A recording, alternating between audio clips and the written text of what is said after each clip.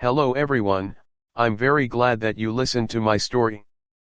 Please give me a follow and like the video if you enjoyed it. Feel free to comment and provide feedback so I can improve the sound quality. Yes, I will now continue the unfinished story. Chapter 36, Who is at fault? Time 10:45. Location Sky Blossom City, Guild Association Mall, warehouse number 234. The Gale Rabbit leather boot sold for $250,000 last night in the auction. People went crazy over its design and perfect card ratings. This warehouse is allotted to me by the auction management to use as my personal warehouse. Since you are my one and only client, it's all yours, use it as you see fit. I have yet to recruit staff, but Corey should be enough for now. After leaving school I directly came to Guild Mall since I wanted to participate in the rookie tournament. My previous plans had to be optimized for current circumstances. The tournament is on the 27th, but the next mall auction is also on the 27th. I was planning to make some money on the next auction, but I need that money now to prepare for the tournament. The auction plan is still a go, but I will have to think of other methods to amass money for the tournament. All my plans needed a certain amount of capital investment and time to bear fruits. But I needed money now to make new cards for the tournament. Well, keep the money with you.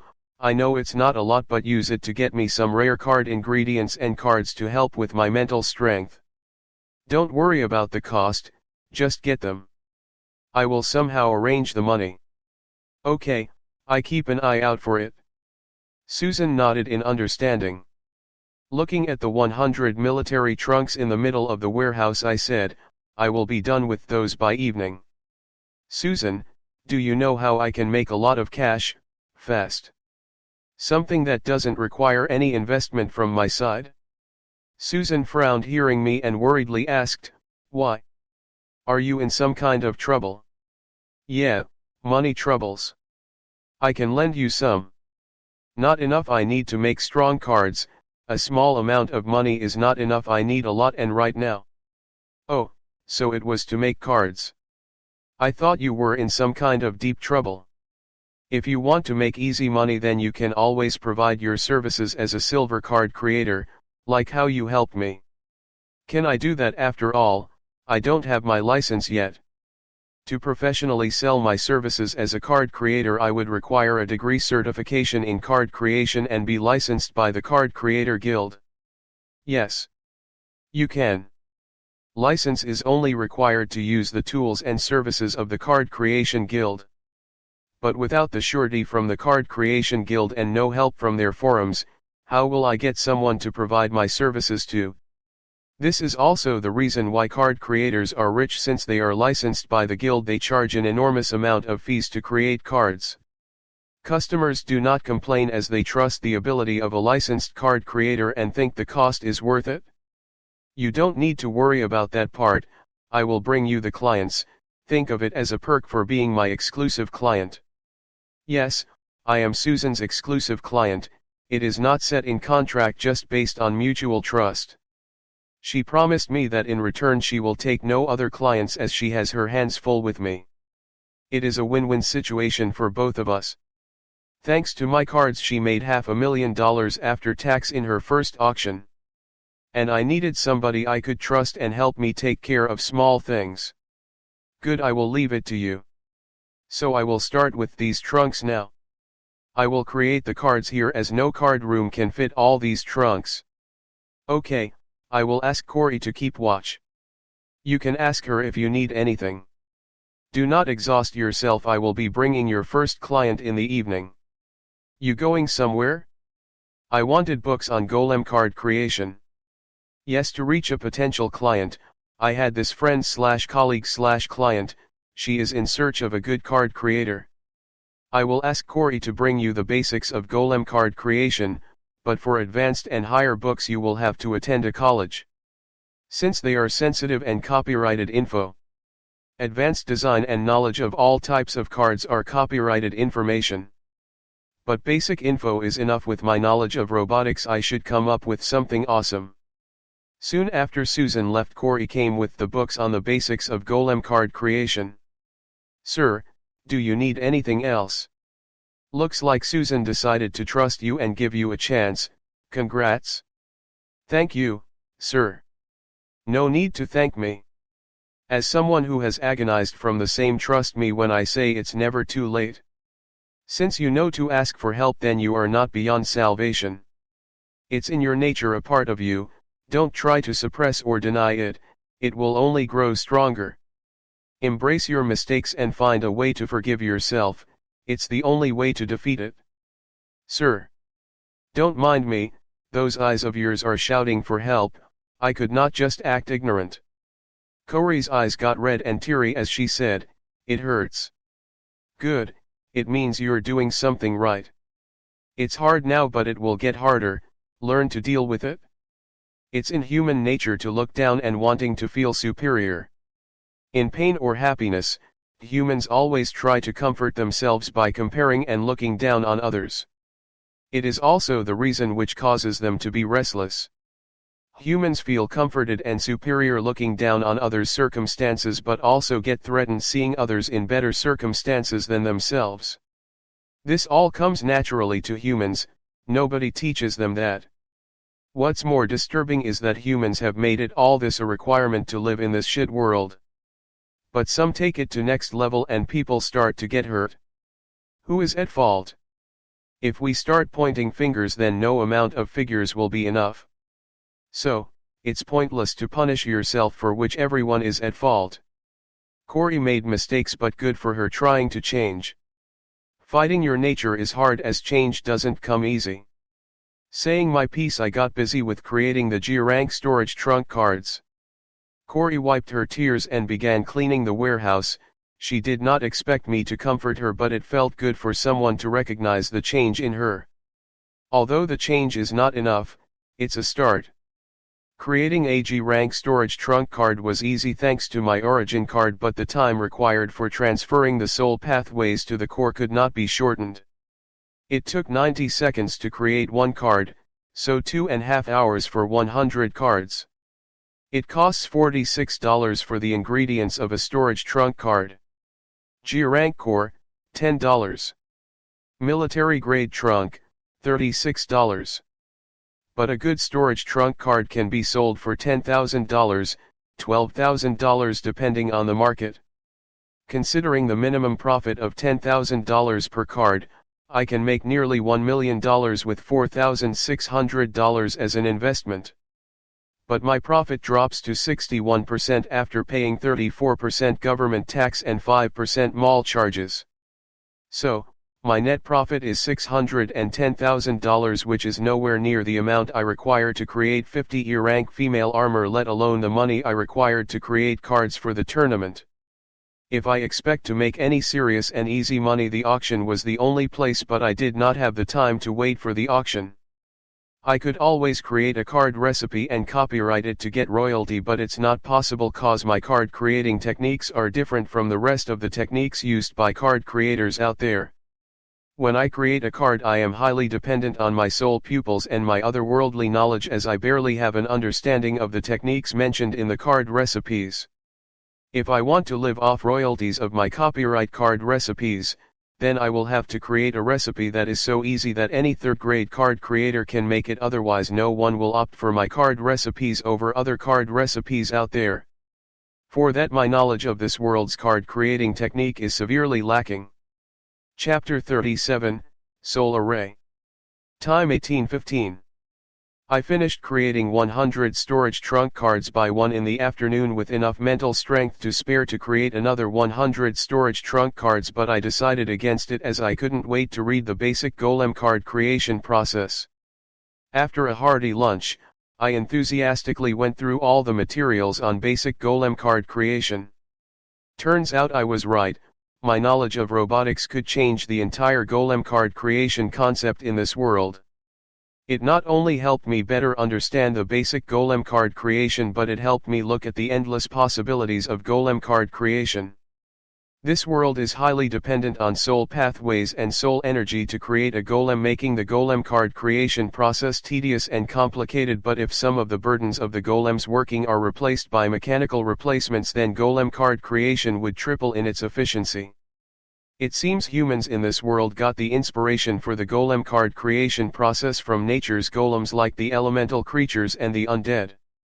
Elemental creatures and the undead have one thing in common with each other: they don't die until their core is crushed, as their body is renewable till their core is intact and unharmed.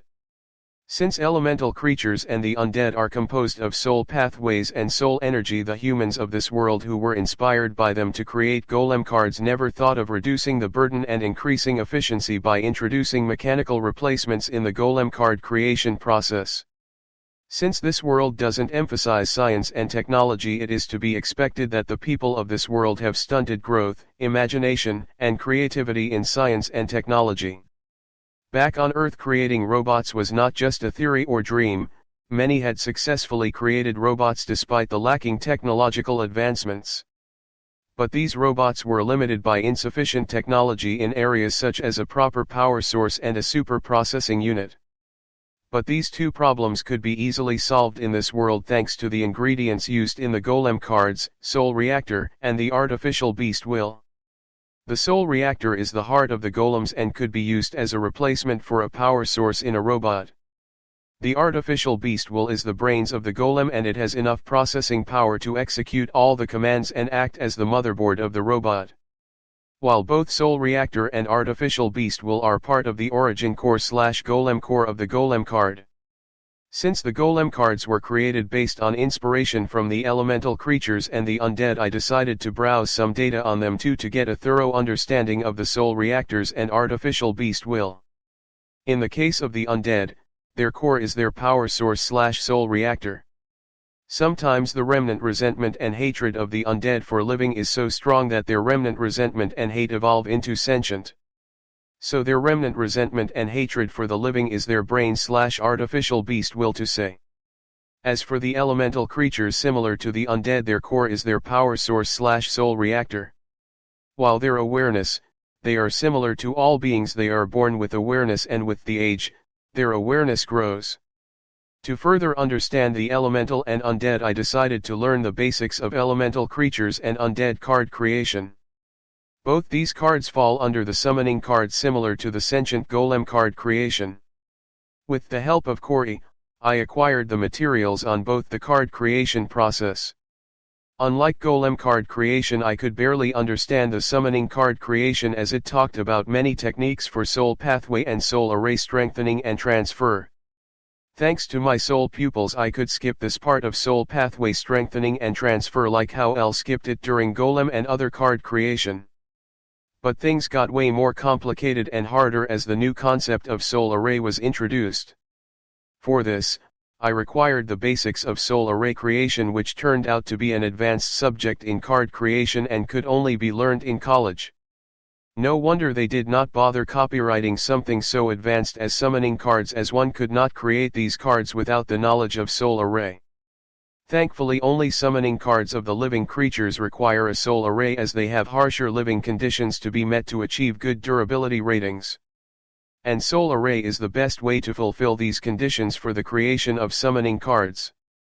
But summoning cards of undead and sentient golems did not require a soul array, as they do not require harsher living conditions to survive, as they can survive anywhere. Therefore it is easier to achieve the required card durability in their case without the help of a soul array. Elemental creatures are considered living beings because of their awareness and as they require to breathe in their respective elemental periodically. By 6 in the evening, I had learned the basics of golem card creation and undead card creation. I could go further, but Susan had returned from her hunt for my new potential client. Chapter 38, Deborah Kahn. Fine Gold Merchants. The world-renowned integrated shipping company owning a fleet of 708 levitating container vessels as of today. It is said that 18 years ago Fine Gold Merchants were just small-time merchants in Sky Blossom City about to go bankrupt, until a young promising underdog bought the sinking company for peanuts and turned it into the golden goose it is today. The young promising underdog is none other than the current chairman of Fine Gold Merchants, Diana Keith, an orphan slumdog with a heart-winning, struggle-filled, story of her rise to power. Diana Keith is the Sky Blossom City legend, stories of how a brothel orphan from the Western Zone slums climbed to the heights which one could only dream of have become the local lore. There are many other local lores about Diana and her rise to power, but the most impressionable one is the Scarlet Parade. Scarlet Parade, 18 years ago one fateful night, 17-year-old Diana overthrew the Sky Blossom City underworld forces with her hooligan troops of 12,000 high school students, including 6,789 card students and 5,211 mortal students. That night the streets of Sky Blossom City were dyed red with the blood of gangsters. The city lord had to intervene and implement martial law to deal with the gang wars. It is said Diana was so charismatic that she single-handedly united the students of all high schools in Sky Blossom City, forming the largest gang in the city, amounting to 70% of the underworld forces in the city. Until the gang was so big that it swallowed the city's all underworld forces as a whole, gaining total control over Sky Blossom City underworld. Diana is one badass S.O.B as they come. After graduating high school she did not go to college, instead bought the Fine Gold Merchant, climbing to the top of the world's power ladder. In the years to come many high schoolers have tried to recreate the legend of the Scarlet Parade but failed devastatingly. "Sorry, Wyatt, I could not hide your identity," apologized Susan. Looking at two female guests she brought with her, I said, "I never asked you to." "Did I ever ask you to hide my info?" "No, I thought it was implied." "Forget it, won't you introduce your friends?" "Oh. She is Deborah Kahn, my childhood friend, and this is..." Seeing Susan hesitate, not knowing how to introduce her, the blonde woman next to Deborah said, "For now I am nobody to you, but if you pass the test I am the best thing ever happened to you." Hearing the arrogance and pride in the blonde woman's voice with the expressionless face of hers, I knew she was the one Susan was apologizing for. Looks like releasing 40 perfect rating F-rank female armor cards in the market created a larger splash than I thought it would. I seem to have underestimated the difficulty behind the creation of a perfect rating card. Excusing ourselves, Susan explained to me the situation while Corey attended to the guest. Deborah and Susan are more than just childhood friends, they were classmates who graduated high school together. Since they had not stepped into the card student realm yet, they chose to work as a sales executive at Guild Association Mall. Deborah was lucky and stepped into the card student realm 2 years after joining the Guild Association Mall, unlike Susan who stepped into the card student realm just a few days ago. 19 years old card apprentice Deborah decided to quit as a sales executive and chase her dream of becoming an adventurer. Finally joining a well-known adventure guild, the Raven Guild. Since Deborah was a late bloomer, she was offered a 5-year term employment contract with harsher conditions by the Raven Guild. Yet she chose to sign, as with this she would be finally able to achieve her dream, and they promised to help her create her origin card using the guild resources if she happens to find her fated ingredient within the employment term. Rising to the challenge, Deborah fought all odds and achieved the card soldier realm within 5 years, even though she was only a bronze grimoire holder. Seeing her hard work and achievements, the guild was considering offering her a high-level contract and extending her employment term. Deborah was also considering extending her contract, but things changed in her last mission. A team of 200 card apprentices were tasked to clear C-rank field dungeon Centaur Graveyard and collect undead-related ingredients for the guild. Deborah's team was among these card apprentices. This mission was a walk in the park, as 200 card apprentices were overkill for this mission. One of the perks of being a member of a huge guild. After defeating the field dungeon boss Skeleton Centaur Knight, Deborah found her first fated ingredient among the remains of the dungeon boss, the femur of the Skeleton Centaur Knight. Deborah was overjoyed to find her first fated ingredient, but did not know if she was lucky or unlucky to find her fated ingredient on the last day of her employment term. Thanks to the contract, Deborah was able to get the fate ingredient without spending a penny, but since her contract ended the very next day, she was not able to create her origin card using the guild resources. Deborah was satisfied with just getting her fated ingredient. But the offer for extending her contract term she was waiting for never came. Turns out the guild valued Deborah but not enough to gamble guild resources to help create her origin card, and they decided against extending her employment term. As a card soldier with 5 years of experience, Deborah had a good resume, but having a fated ingredient was her baggage. Deborah would easily be able to join any guild if she did not demand the creation of an origin card using the guild resources. Since no guild was willing to gamble a small fortune in helping her create an origin card. Finding a fate ingredient is a very rare incident, not many card apprentices find it. Knowing this, the guilds all around the world utilized the promise of creating the origin card as bait in their contract to lure fresh blood, and it works every time. Susan only knew about Deborah finding her fate ingredient but not about her being unemployed. So after knowing the complete story, Susan backed off in understanding. Just when Susan had given up any hope of turning Deborah into a client, the blonde woman crashed their reunion. Chapter 39, No Limit. Cindy Moss, managing director of Fine Gold Merchants Sky Blossom branch, had not slept in the last 24 hours. It all began when 20 cards with perfect ratings made of 5 F-rank female armor card recipes copyrighted under Fine Gold designs flood the market. One has to know even the original designers and creators of these card recipes cannot guarantee to create these cards with perfect ratings.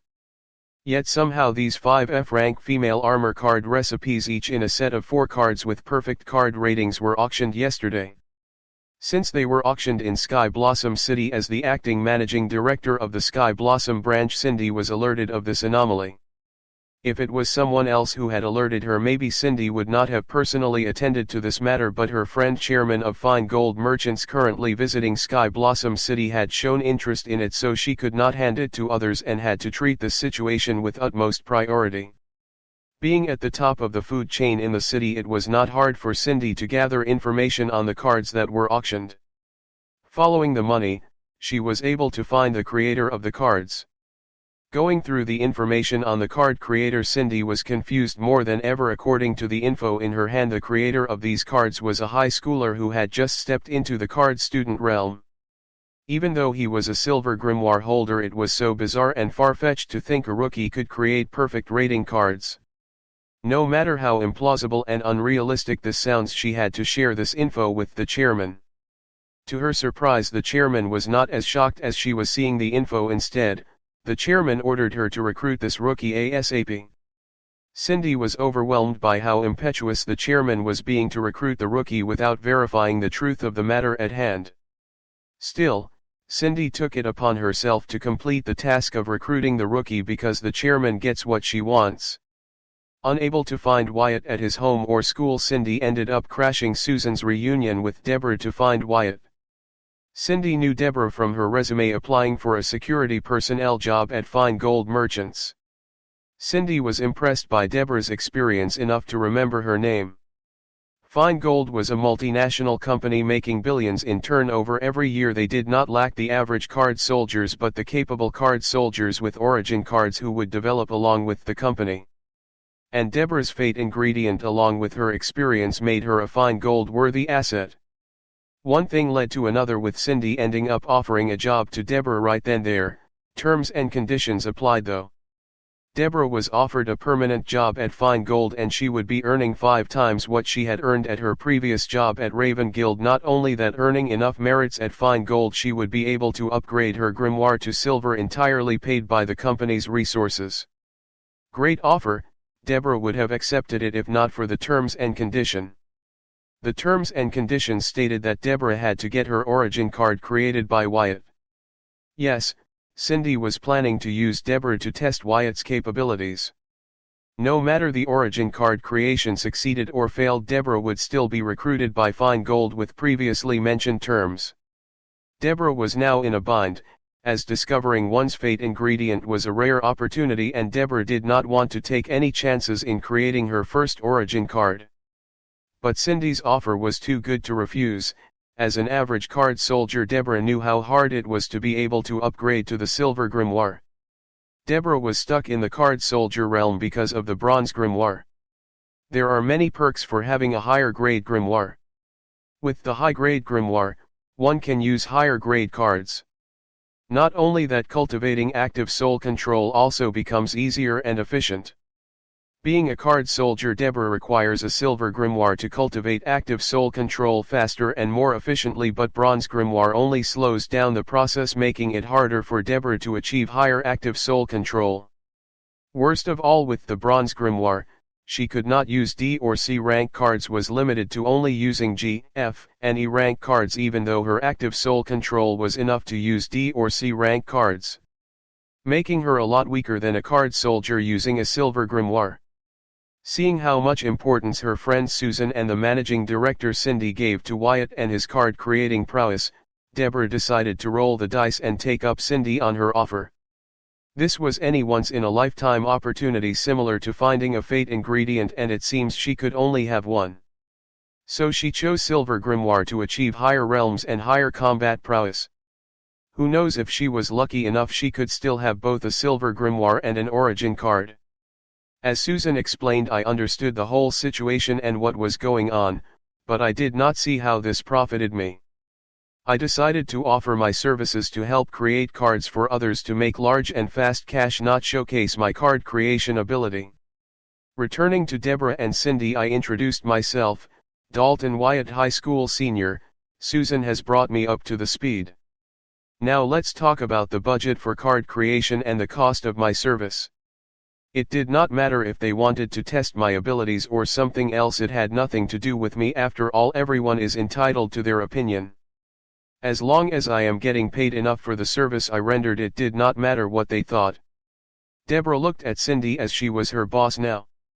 Cindy, still maintaining an expressionless face and with an arrogant tone, she said, "There is no limit to the budget for the card creation. Go crazy, show me what you got. The company will bear all the cost. As for your pay, 10% of whatever you have spent for the card creation.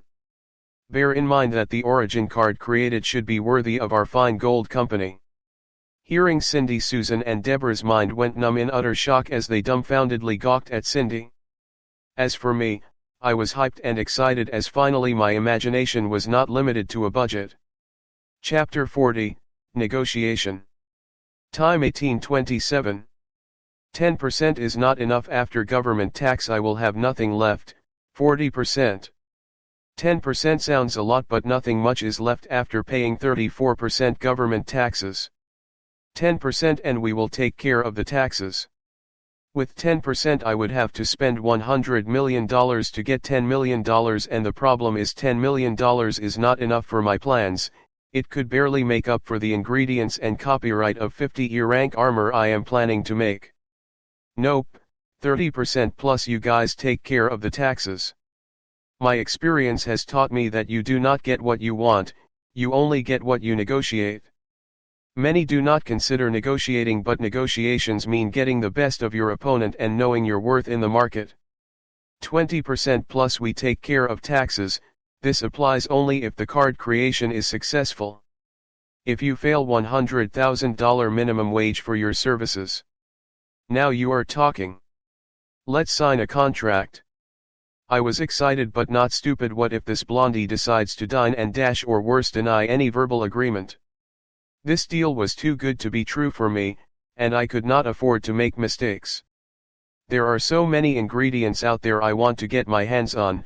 Obviously I will only be ordering the ingredients required for the creation of said Origin card, but nobody is stopping from ordering expensive stuff. After learning Golem and Undead card creation, I wanted to get my hands on a soul reactor and the artificial beast wool.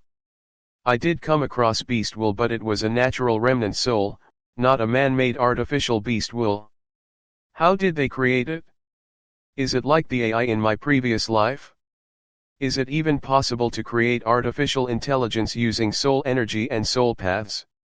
Or could I use beast wool to create a fully functional artificial intelligence with its own will? The more I thought, the more excited I grew. This opened endless possibilities in the field of AI, and my hands were itching to try them all out. Recovering from her shock, Deborah looked at Cindy and said, "Are you sure about this? What if he just beef ups the bill to fill his pockets?" Cindy sneered and said, Fine gold money is not easy to take, but he can try. Susan looked at Cindy and Deborah with serious eyes and hurled, "Wyatt doesn't need to steal, Deborah, how could you say that?" Deborah gave Susan a guilty smile. She barely knew Wyatt and just wanted to get on the good side of her new boss. Cindy did not bother about their quibble and sent the contract to my grimoire saying, "Send me the list of ingredients, I will have someone bring them over."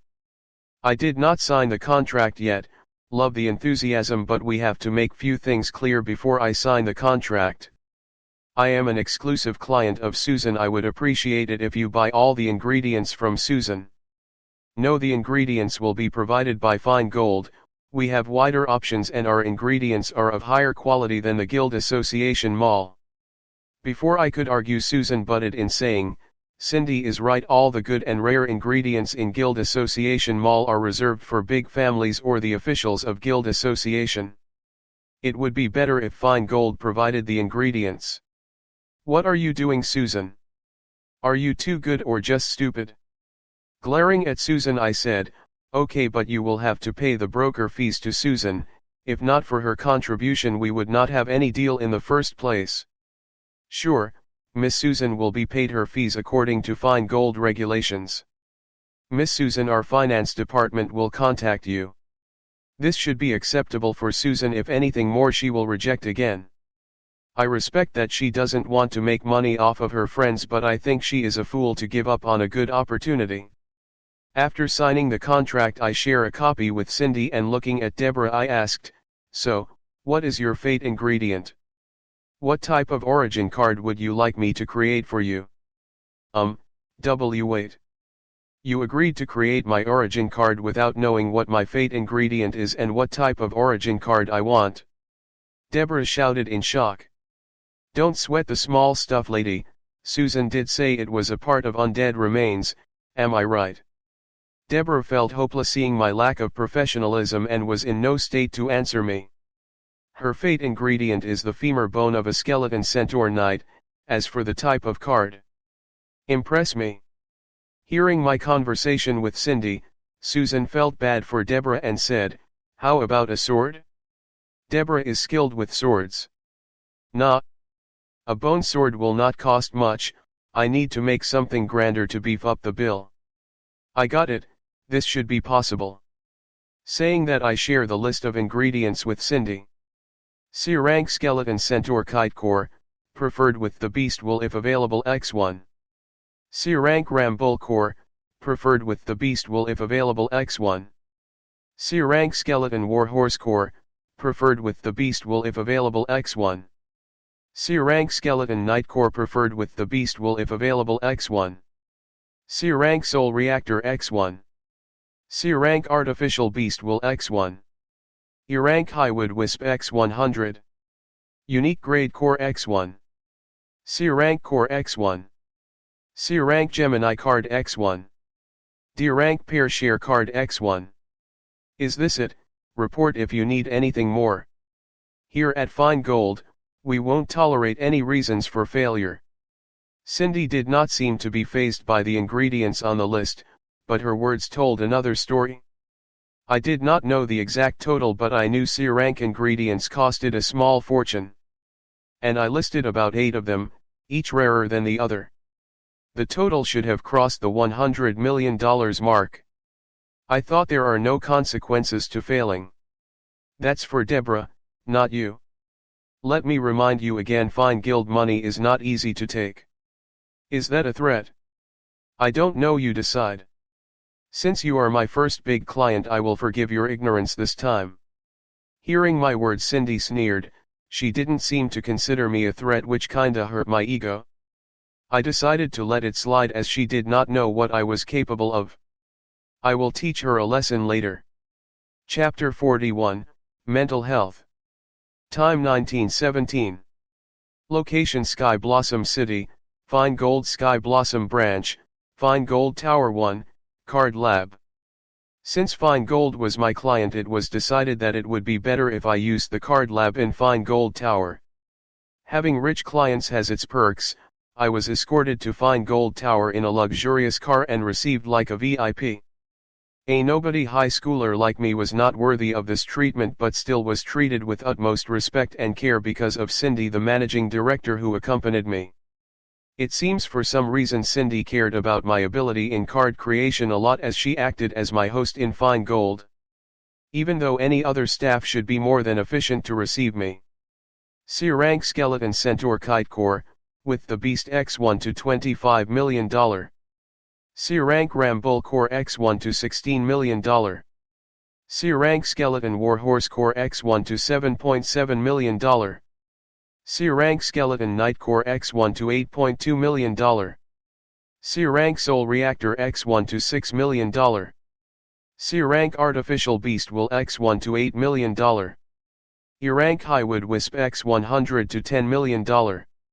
Unique Grade Core X1, $125,000. C rank Core X1, $100,000. C rank Gemini Card X1, Company Issue. D rank Parashare Card X1, Company Issue. Total, $91,125,000. Within 30 minutes the employees of Fine Gold brought all the ingredients mentioned in the list, but the total cost did not reach $100 million as I expected it to. That's because of two reasons: firstly, the ingredients are priced at discount prices, and secondly, the Gemini card and Parashare card seem to be issued by the company. Since Deborah is a Fine Gold employee, she gets a 10% discount on every Fine Gold purchase, leading to discounted prices of the ingredients. Gemini and Parashare cards are cards that help party members share their mental strength. They are basic cards used by card creators to help them use their party members as mental health banks. It is not a surprise for a company like Fine Gold to have Gemini and Parashare cards, as they employ a large number of contracted card creators. Anything else? Cindy asked. I require one more C rank Skeleton Knight and Warhorse cores. Okay, said Cindy nonchalantly. But Deborah gave me a doubtful glance. I swear I am not trying to cross the 100 million mark. Another 5 minutes and the employees brought the 2 cores. And now the total cost reached $108,025,000, meeting my estimated cost. Done? Asked Cindy. Yes, I replied. Then shall we get started? Deborah said hurriedly. It seems she has completely given up hope on an origin card and wants to get it over with quickly. Not yet, miss. The card creation will take at least half a day to create. I would like to have dinner before we start. You should do the same, as we will be inside the card lab for a long time. He is right. I will arrange for dinner. Make yourself comfortable. Supported Cindy as she left the card lab. Wyatt, you are in over your head. Fine Gold is like a hornet nest. It is peaceful to watch, but if you poke at it, it will sting you to death, warned Deborah. Are you worried about me, or worried that I will fail and it would cost you your precious fate ingredient? Both. Since you are a friend of Susan, I believe you are a decent guy and not someone who will play with your own life. Fine Gold is not somebody you should mess with. If you fail, they will find a way for you to cough up the 100 million they wasted on you. What about you then? Me? I am a Fine Gold employee. As long as I am hardworking, loyal, and never betray them, I will be fine, maybe even promoted in rank. Don't worry, I will be fine too, since I won't fail. Having a light dinner, I and Deborah head into the card lab. Forming a party with Deborah, I equip the Gemini card and Parashare, unequipping the rest of the cards in my grimoire. Since I am the only one with a silver grimoire of the two of us and can equip C and D cards within my soul power. Card name, Gemini. Card type, skill card, active. Card rank, C rank, uncommon grade. Card ratings, 19 stars. Card effect, user can form a mental connection with a party member. Additional effect, share mental strength with the said party member. There is a myth that twins have a subconscious connection to each other. Gemini card's function is similar to that. It allows two party members to have a mental connection and share their mental strength. Thanks to this card, I do not have to worry about running out of mental strength during the card creation process, as I will have a mental strength bank, Deborah. Card name, Para share. Card rank, D rank, uncommon grade. Card effect, the user can share a single stats parameter with a party member. Active, addition effect, increased mental health. Passive, dot. Since I am creating cards of higher soul power requirement than my current soul power, the Para share card is the most important one, as with this I will be able to borrow Deborah's intelligence stats and add them to my stats, making up for my lack of soul power.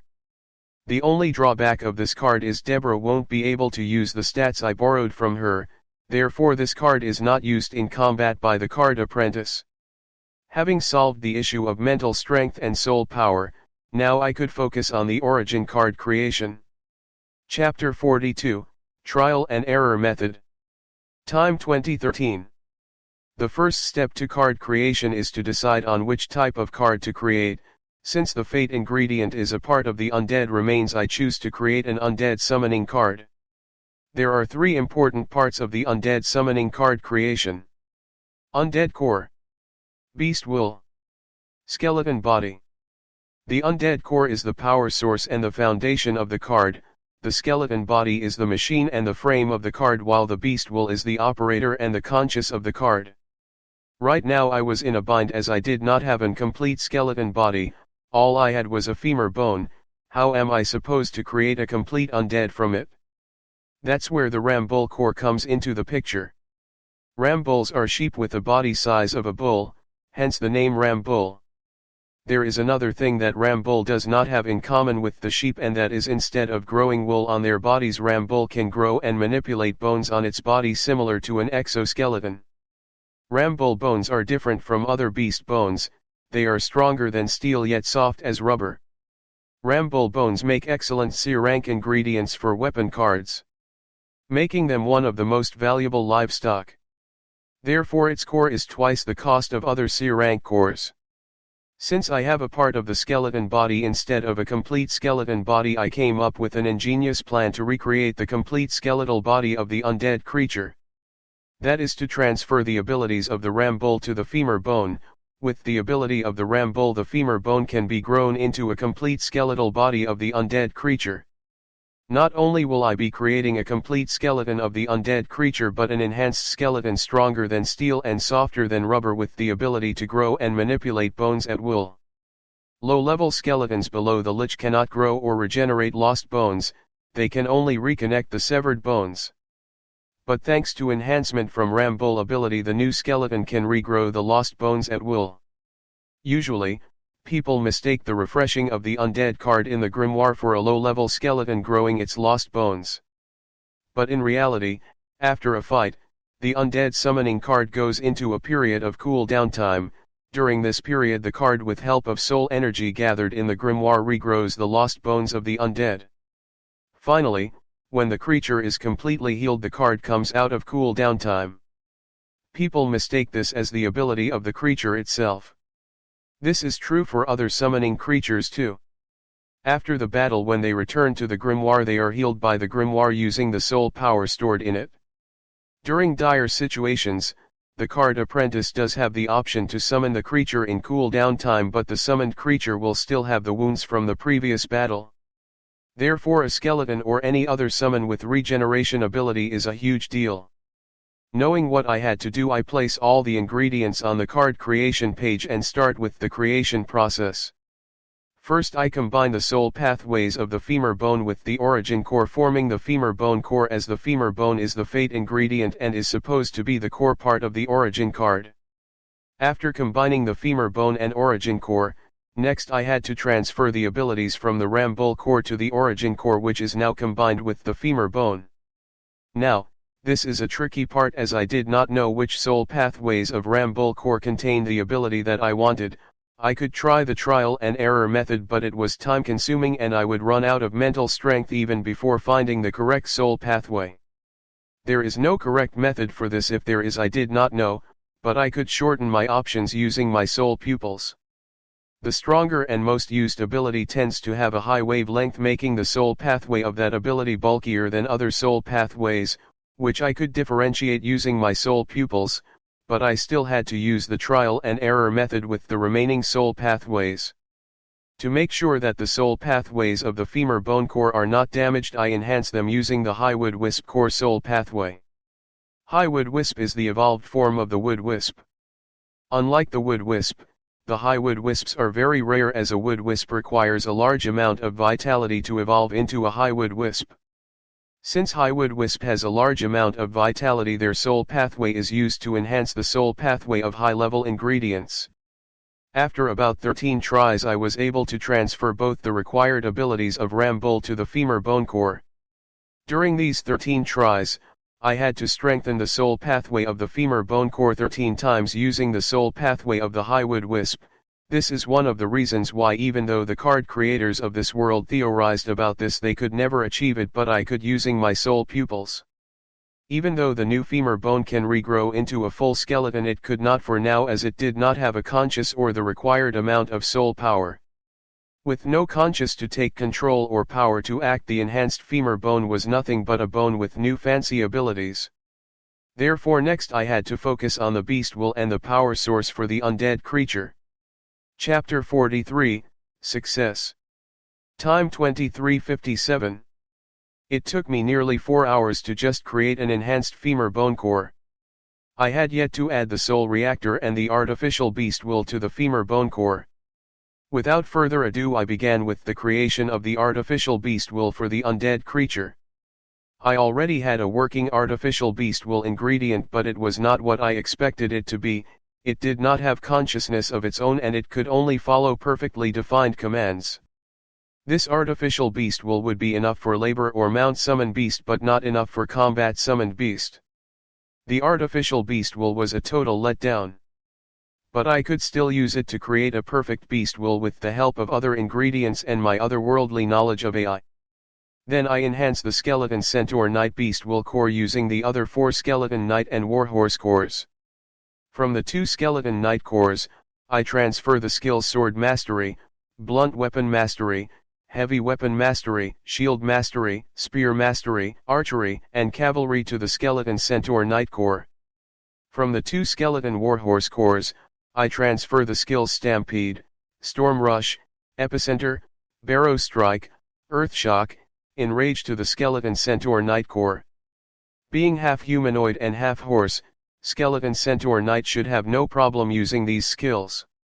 Having enhanced the skeleton centaur knight core, I strengthen the soul pathways of the artificial beast will using the high wood wisp soul pathways, more than enough to dominate and control the skeleton centaur knight beast will. After that, I combine the skeleton centaur knight beast will with the artificial beast will. The resistance from the skeleton centaur knight beast will was not much of a fight for the strengthened artificial beast will. I combine the 2 wills to remove the resistance of skeleton centaur knight beast will and give the artificial beast will a conscience. This new artificial beast will was enough for the creation of undead summon, but I want to add something I learned back on Earth to achieve a more efficient beast will. There is a pop psychology concept that each of us is right-brained or left-brained, but it's just a myth. You're not left-brained or right-brained. Although the 2 sides function differently, they work together and complement each other. You don't use only one side of your brain at a time. Whether you're performing a logical or creative function, you're receiving input from both sides of your brain. Based on the type of work you are engaging in, one side of the brain is dominant while the other side is supportive. But this myth led to one of the greatest invention ever in the history of Earthlings, that is using the supportive part of the human brain to download AI to control automated prosthetics. The theory is quite long, but in short, the human conscious would occupy the dominant part of the brain while the AI would be downloaded in the supportive part of the brain to command automated prosthetics. This way there would be no conflict between the host conscious and AI, rather the AI could assist and support the host conscious actively in controlling automated prosthetics. There are 2 types of conscience in our brain, the normal conscious and the subconscious. Their relation is such that they complement each other. The normal conscious is the dominant conscious while the subconscious is the supportive one, which will be downloaded with AI to complement the normal conscious efficiently. One would ask, why not download the AI in the dominant part of the brain? Doing this will lead to the host turning brain dead. as the normal conscious will actively resist and try to be the dominant conscious. Whereas the subconscious will not fight back, as there is no such thing as subconscious, they are just second thoughts of the normal conscious that humans are too afraid to think. So, the AI can easily occupy the supportive part of the brain and follow the command of the dominant conscious in controlling automated prosthetics. Using this concept, I connect the soul pathways of the new artificial beast will and Deborah's supportive part of the brain, forming a bond between them. This way I download a copy of the new artificial beast will in Deborah's supportive part of the brain.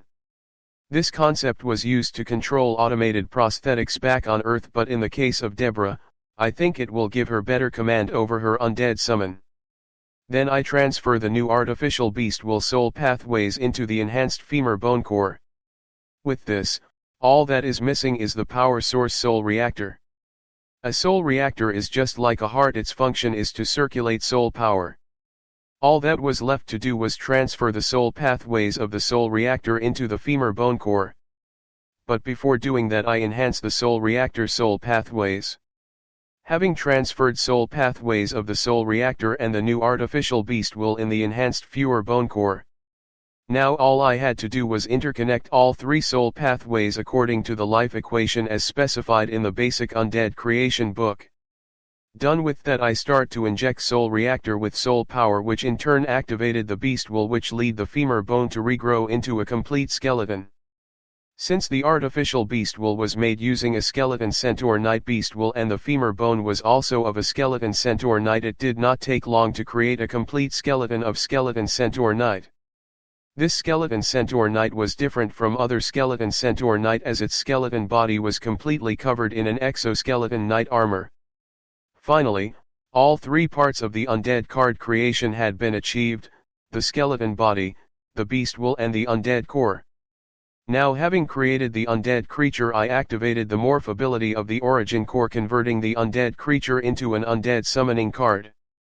Appraising the card stats and skills, I nodded in satisfaction.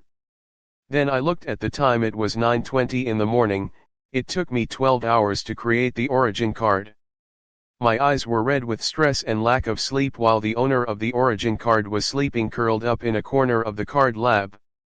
With a sadistic smile on my face, I kicked Deborah, not hard but enough to wake her up. "Hey! WTF, shouted Deborah, glaring at me. I did not bother to answer her. I throw the origin card at her face and walk out of the card lab. Right now all I wanted was to return home, take a bath and have a good nap.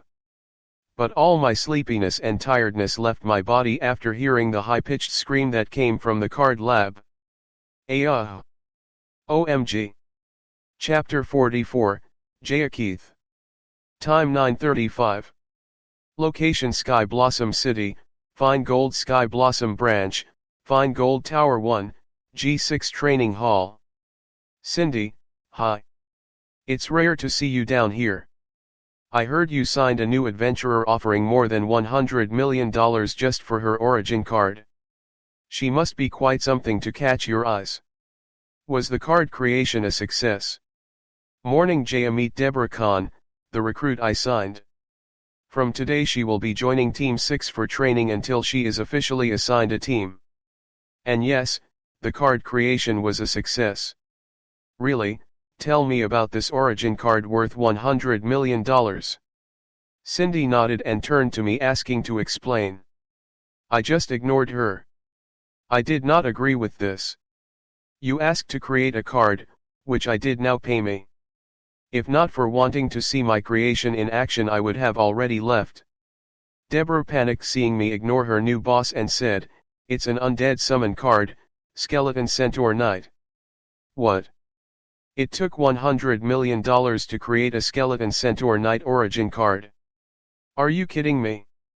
Jaya Keith, the adopted sister of Diana Keith, chairman of Fine Gold Group. 14 years ago, Diana out of nowhere brought a 3-year-old baby girl and adopted it as her sister. This move surprised everyone. Some of her competitors even thought that she had gone soft, which costed them heavily, as Diana did prove them wrong in the upcoming years. Jaya was the only one in the Fine Gold Sky Blossom branch who could question Cindy other than her sister. No kidding. That card is worth every penny, Jaya. Yes, an undead summon card is not worth $100 million. But this money was not spent on the origin card, instead its purpose was to check and validate Wyatt's prowess in card creation. What's more, the Skeleton Centaur Knight card was not made in the conventional methods used by most of the card creators. The conventional way was to use a complete skeleton of the Skeleton Centaur Knight to create the undead card. It seems Wyatt had used the age-old hypothesis of using Rambull abilities to create an undead card, even though she thought Wyatt did this to increase the card creation cost over $100 million. It was worth it now she knew that she could not underestimate this high school student. Cindy, no offense, but I think otherwise. Of course, Jaya would think otherwise, as she did not know the entire story behind the creation of the origin card like Cindy did. Okay Jaya, I will explain it to you later, now let's check the goods. Deborah. Tisk. Jaya was annoyed by how Cindy treated her like a child. Yes, ma'am. Saying that, Deborah summoned her bronze grimoire and activated her origin card. A huge 3-meter-tall skeleton centaur knight covered in pure white armor appeared in the training hall. Its armor sparkled under the light. Thud. The skeleton centaur knight facing Deborah kneeled, showing its loyalty and respect. Deborah somehow understood what it was conveying subconsciously. Seeing the skeleton centaur knight and its deterring red flaming eyes within the helmet, Cindy, Jaya, and the rest of the people training were shocked. Especially by its armor, which covered it from head to hoof, and its build was enormous for a skinny skeleton knight. Skeleton centaur knights are supposed to be wearing fallen armor corroded with undead energy of the dead centaur knight, not a full body armor made up of high-ranking ingredients. Wait, is the armor covering the skeleton made of C-rank Rambull bones? Impressive. This is one of the most intimidating skeleton knights I have ever seen. Jaya exclaimed. Impressive indeed, Paul. Check out what it is capable of. Deborah, go all out. Cindy asked one of the card apprentices training the hall. Seeing Deborah hesitate, Jaya said, Don't worry, Paul is a C-rank shield bearer and a card master, he can handle it. Okay. Deborah nodded seriously. She knew now is the time for her to impress the new boss. The whole training hall was made up of enchanted black steel. These walls and floors could withstand the damage of an A-class monster. Being the training hall for card apprentices, it had to be of this level, otherwise the whole tower would collapse with aftershocks from the training. The training ground was cleared for the showdown between the skeleton centaur knight and shield bearer Paul. Paul and skeleton centaur knight both stood in the center of the training ground. Begin. With the signal, Paul immediately summoned a huge black steel tower shield. Seeing the large metal tower shield, a bone extended from the armor of the skeleton centaur knight, slowly forming into a huge two-handed warhammer. WTF is that? Some kind of skill? I have never seen a skeleton knight do that. Jaya asked. Bone weapon mastery, replied Deborah. Bone weapon mastery, passive, the ability to understand and use any weapon made up of bone with the proficiency of a master. Additional effect, proficiency increases with the increase in the realm. Restriction, the skill only works on weapons made up of bones. Paul was unfazed. He had fought hundreds of monsters bigger than him, and this one was no different. He stood in a perfect defensive stance. Using Strom Rush, the skeleton centaur knight charged at Paul in full force and hammered hard on the tower shield. Seeing the undead charge at him, Paul's shield glowed with purple light. With the impact of the hammer on the shield, the purple light dimmed a lot, but Paul was unharmed. Even though Paul was unharmed, the force of the attack was such that Paul's hands were numb and stepped back 12 steps. Storm Rush, active. Upon activation, user's agility doubles for 45 seconds. Additional effect, the user gains 0 wind resistance for 45 seconds. Cooldown, 30 seconds. Chapter 45, Undead Minions. Stampede, active, the user can charge 150 meters in a single direction, crushing all the enemies in its way. Additional effect, the user is invincible to all physical damage during the charge. Cooldown time, 75 seconds. Epic entree, active. After channeling for a couple of seconds, Skeleton Centaur Knight slams his front hoofs on the ground, sending a disturbance into the earth, causing it to shudder violently. All enemies caught within range will take damage and become slowed. Additional effect, each subsequent pulse increases the radius of damage dealt. Cooldown time, 60 seconds. Barrow Strike, active. Bones extends out of Skeleton Centaur Knight's hoofs, burrowing into the ground and tunnels forward, damaging enemy units surrounding him as the bone spikes resurface. Additional effect, wounded targets enter a period of stun depending upon the strength difference between them. Cooldown time, 55 seconds. Leap, active. Skeleton Centaur Knights leaps forward 150 meters. Additional effect, none. Cooldown time, 10 seconds. Enrage, active. User goes into a frenzy, providing damage reduction and status resistance. Additional effect, removes any existing debuffs. Cooldown time, 70 seconds. Deborah tried all the skills of Skeleton Centaur Knight on Paul one by one, and Paul, like a worthy C-rank shield bearer, took them head on. Even though Skeleton Centaur Knight is a C-rank summon, its strength was reduced to D-rank summon, as Deborah was still a card soldier. Since the origin cards are the individuality of the card apprentice, their rank is dependent on the realm of the card apprentice. If Deborah were ever to become a card grandmaster or higher, then her origin card would also undergo baptism and become a B rank or higher card. Even though the Skeleton Centaur Knight is weakened, it is still invincible under C rank. And most of the skills shown by Deidre's Skeleton Centaur Knight are rare skills. The origin card is good, but I still don't think it's worth $100 million, said Jaya. Seeing that Jaya's problem is not with me, all she wanted was to criticize Cindy, I choose to ignore her comments. Madam, there are still 2 more skill to test, said Deborah. It seems she did not know how to address Jaya.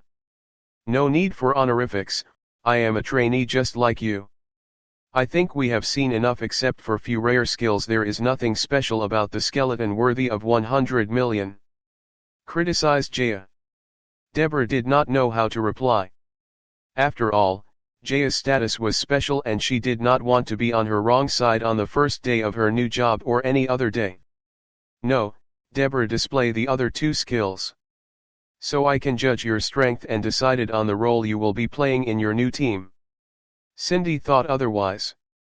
Deborah nodded and looked at Paul. He nodded and shouted, "Don't hold back, newbie." With a serious expression, Deborah chanted, "Undead minions." Suddenly, an eerie breath started to leak from the Skeleton Centaur Knight and filled the entire training hall. The Skeleton Centaur Knight raised its front hoofs and stomped hard on the ground. The ground vibrated and 100 Skeleton Centaur soldiers surfaced above the ground surrounding the Skeleton Centaur Knight.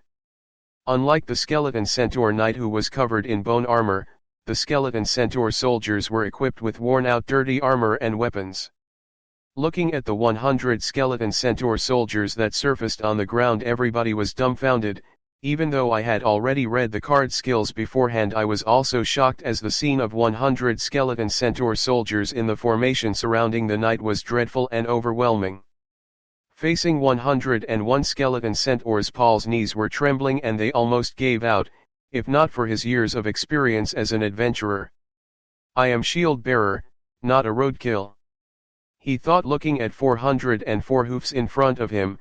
They can stomp him to death. Jaya's mouth hung open. Not just her, everyone else in the training hall was in a state of shock. I was looking at Cindy. She seemed to still maintain a calm expression and did show any emotion on her face. Are her facial muscles dead or what? But 4 members of Paul's party quickly responded and went to support him. It seems fine gold guards are not to be underestimated.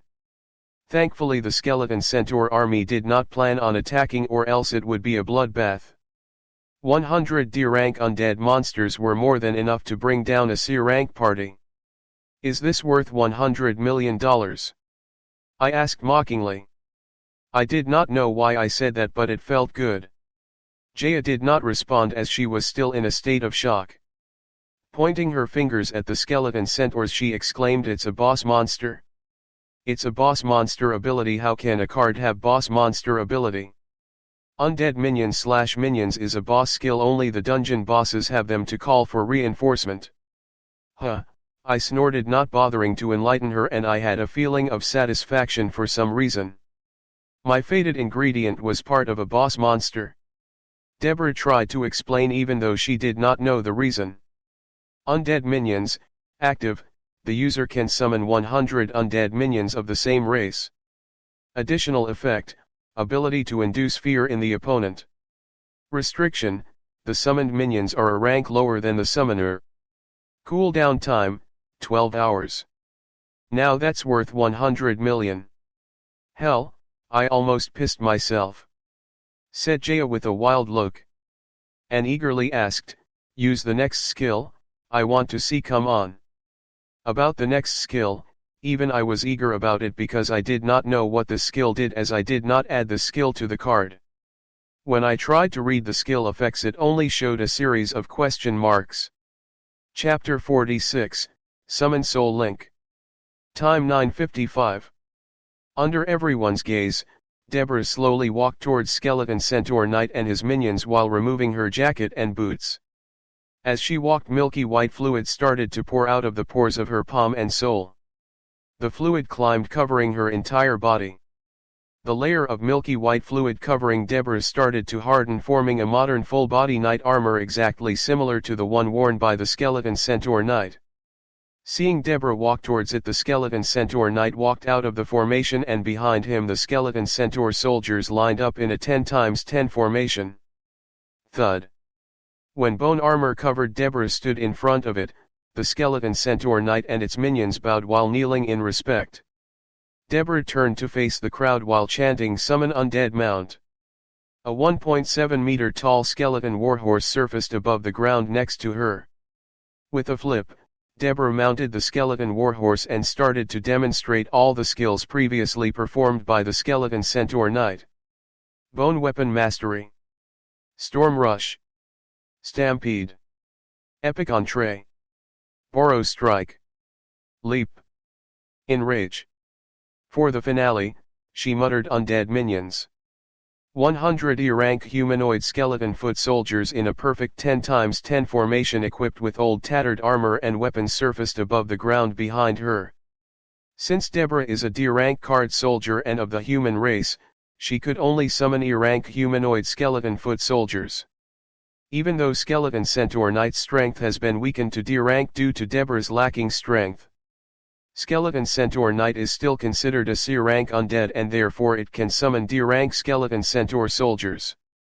Both the humanoid skeleton foot soldiers and Skeleton Centaur soldiers infantry stood next to each other, while the Skeleton Centaur Knight and the Skeleton Warhorse stood in front of the Skeleton Centaur soldiers and humanoid skeleton foot soldiers infantry respectively. Getting off the skeleton mount, Deborah stood in between the Warhorse and the Centaur Knight. Looking at me, she and the skeleton army behind her with a hard stomp on the ground in unison bowed and expressed their gratitude while Deborah shouted, "Thank you, Master Wyatt." Deborah had almost given up on her career as an adventurer. No guild was willing to recruit her as they considered her finding her fate ingredient as a lost cause, because no matter what, Deborah would not give up on creating her origin card, which was a gamble with less than 50/50 odds and costed a small fortune to create. The money for the origin card creation was not a big deal for these guilds, but they did not think that Deborah was worth it, as they could easily hire any other capable D-rank card soldier.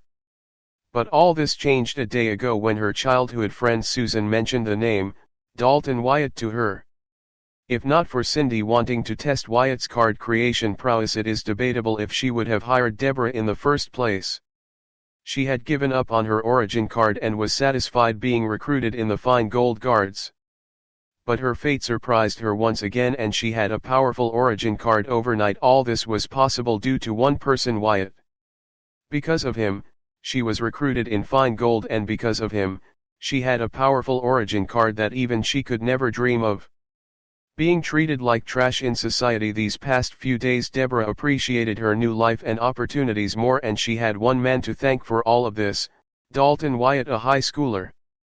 Right now everything she had was given by Wyatt either directly or indirectly, so all she could do was offer a bow as gratitude. 200 plus skeleton bowing to me was a majestic sight and all, but I did not know how to respond to her theatrical gesture of gratitude. The whole crowd in the training hall turned their gaze at me. All of a sudden everyone started to notice me now. I wasn't bothered by their gazes. I looked back at Deborah and said, "Summon soul link, right? So it allows you to use all the abilities of your undead summon. Interesting." "Yes, Master Wyatt. I can use all the skills of Skeleton Centaur Knight thanks to the skill Summon Soul Link.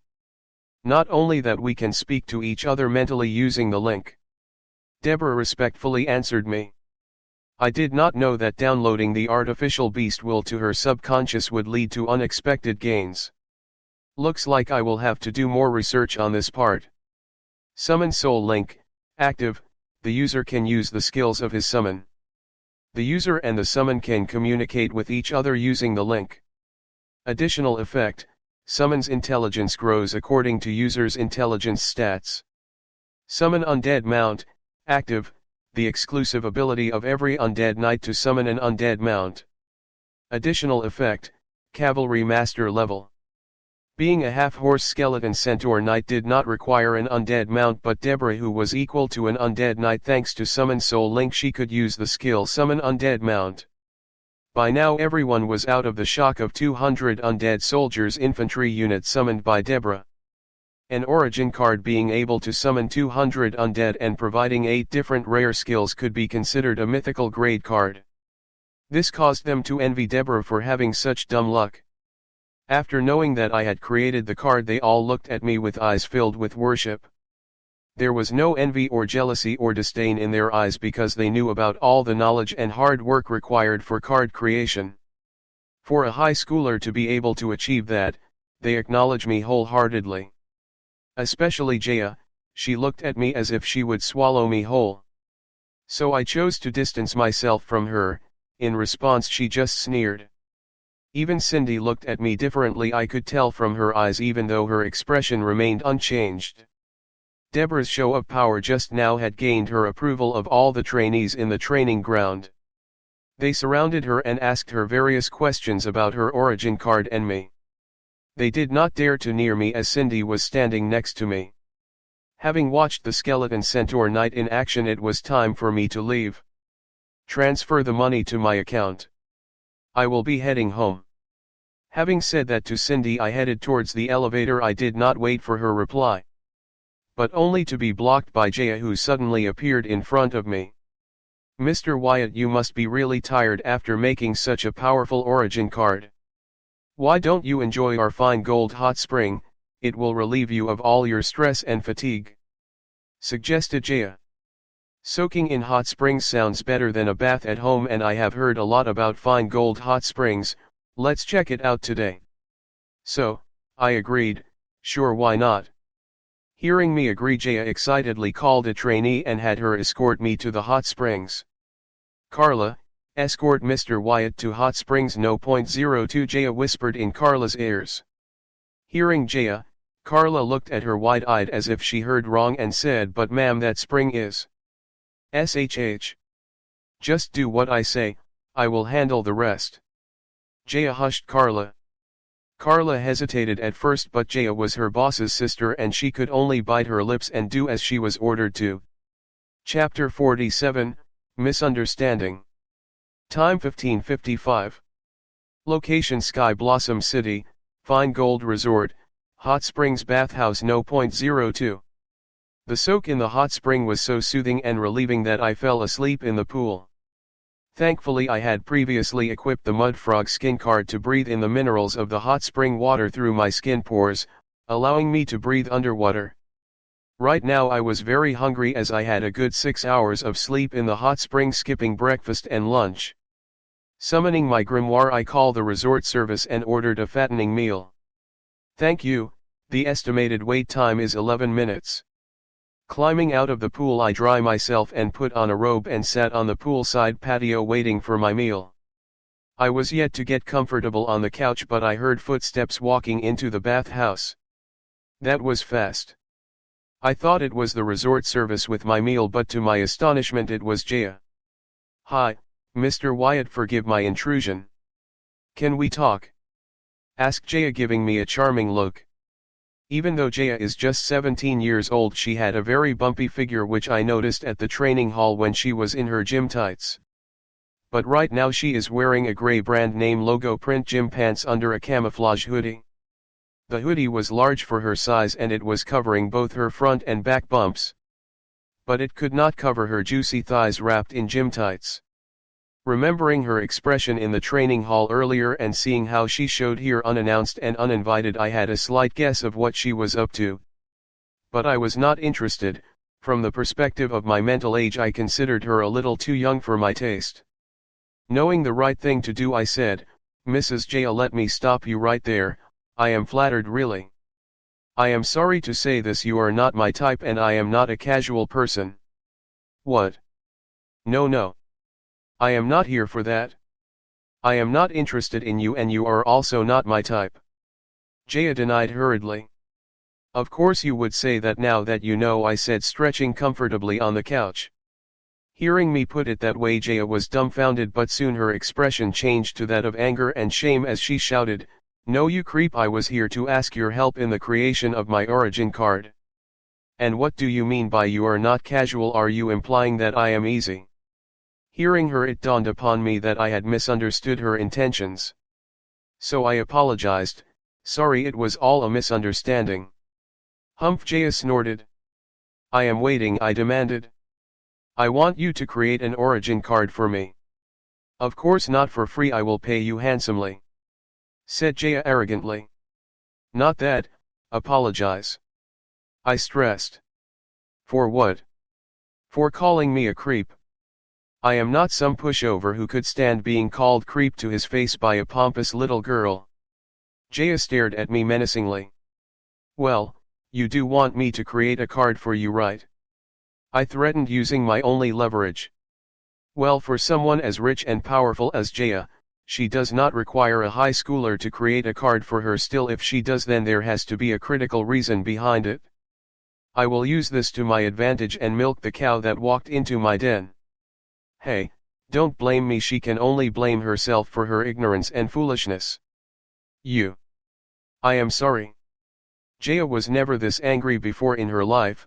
Nobody dared to be so disrespectful or threaten her to her face. Not even her sister's enemies dared to be disrespectful to her. She was the fine gold princess and everyone knew that touching her was equal to unleashing hell upon oneself. If it was anybody else, she would have given them a glimpse of the fine gold princess's prestige, but since the boy in front of her was the only one who could help her, she had to swallow her pride and anger just this once until her work was done, of course. "Okay, now please leave. My meal has arrived and I can't enjoy it with someone watching me." A waiter walked into the bathhouse pushing a trolley. Greeting me and Jaya, he placed the trolley next to the patio furniture and left quietly as if he was never there. Seeing the waiter leave, suppressing her anger, Jaya said, "You agreed to create my card if I apologized." "I never did. I just asked if you wanted me to create a card for you. It's not my fault if you don't understand English. Don't play word games with me. Tell me how much." "Everything has a price." I sighed. This right here was why I wanted to hide my skills in card creation. But this was the only way I could amass a large sum of money quickly. I had my pride and blah blah, but it was not worth making an enemy of Jaya, at least not right now. Jaya was the fine gold princess. It would be smart to have her as a friend, then an enemy just over some misunderstanding. I am not an MC from a third-rate novel who could not swallow his pride or control his dick. But right now things between me and Jaya were way past where I could be friends with her. Even though she was smiling on the surface, I knew she was holding a grudge against me. I had to solve this before I even considered helping her out, because I would lose my only leverage on her by then. Chapter 48, Identity.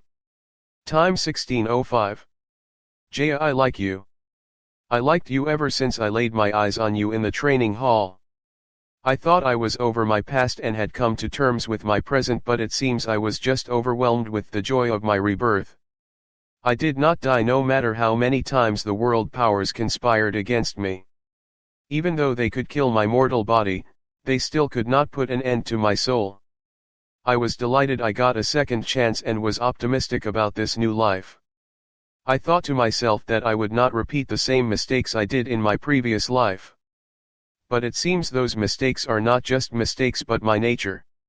Just like how the scorpion cannot stop stinging even though it is not in its interest, as that is its nature.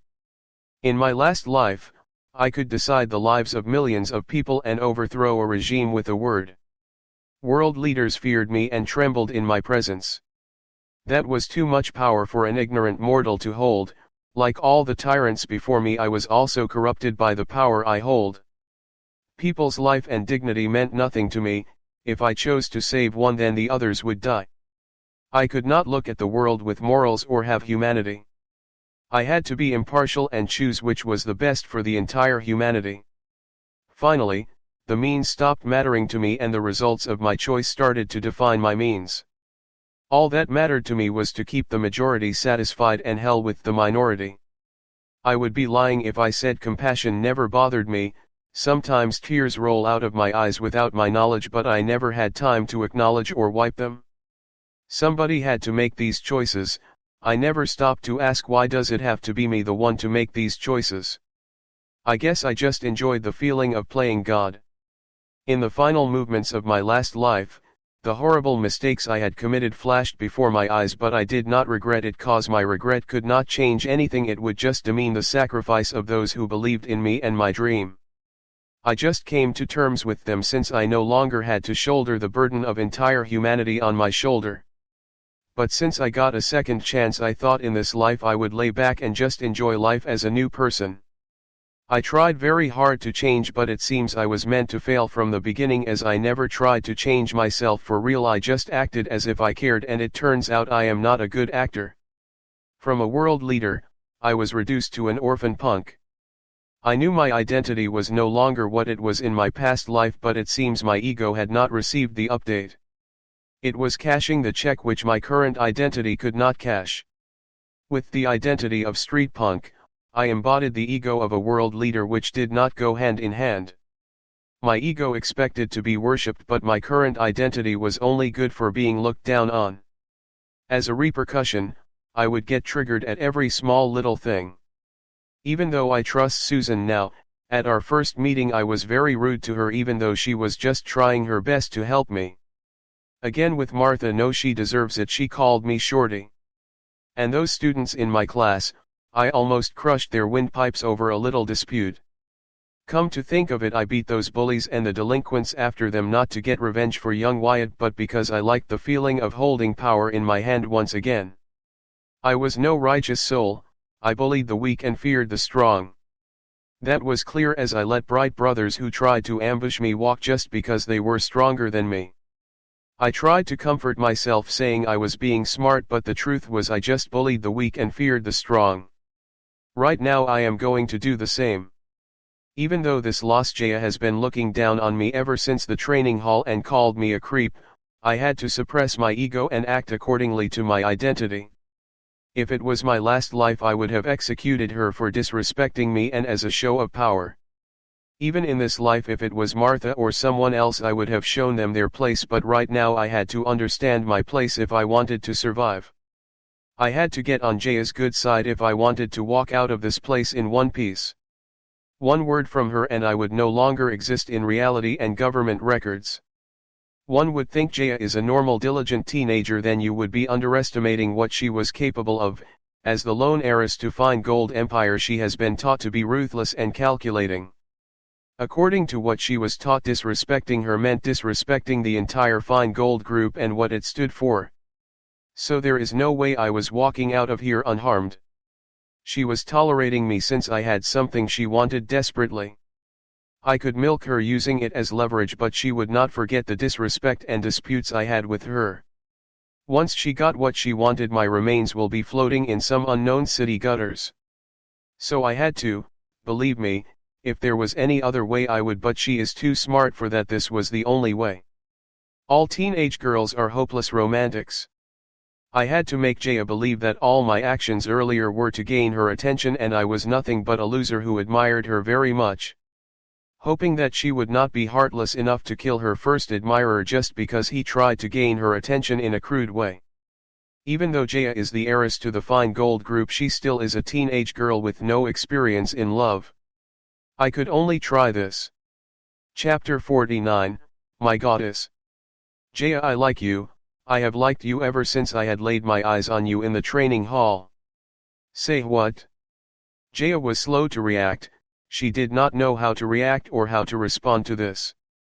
Her arrogant eyes were now confused and filled with uncertainty. I closed in on Jaya, not fast enough to spook her and not slow enough for her to react. Getting close to her, I gazed into her eyes with my pure and sincere eyes. As I said, "Girl, you are the most beautiful woman I have ever seen, not just your beauty but also your free-spirited and confident will. You're the most confident and independent girl I have ever met. I don't know why, but in your presence I am not myself. I just want to keep looking into your deep serene eyes and listen to your mesmerizing voice. I could spend eternity looking into your eyes and listening to your voice just like that." With every word, I slowly got closer to her. Jaya's face was flushed. Looking at how flustered she was, I guess this was her first love confession. I could tell that Jaya was petrified and her brain must have gone haywire with all these new emotions and feelings she was feeling right now. This must be the first time the opposite sex has ever told her that she looks beautiful. Jaya knows she is beautiful and is confident in her beauty. But Jaya is not like other girls who gets hit on or molested with perverted gazes on the day-to-day basis. Jaya has not yet met anyone who was crazy enough to hit on the lone heiress of the fine gold empire, not until me, of course. But still, Jaya was not your average teenage girl. Pretty soon she collected herself together, regaining her composed and calm front. And she backed away, seeing me stand too close to her. To not spook her, I gave up on closing in on her.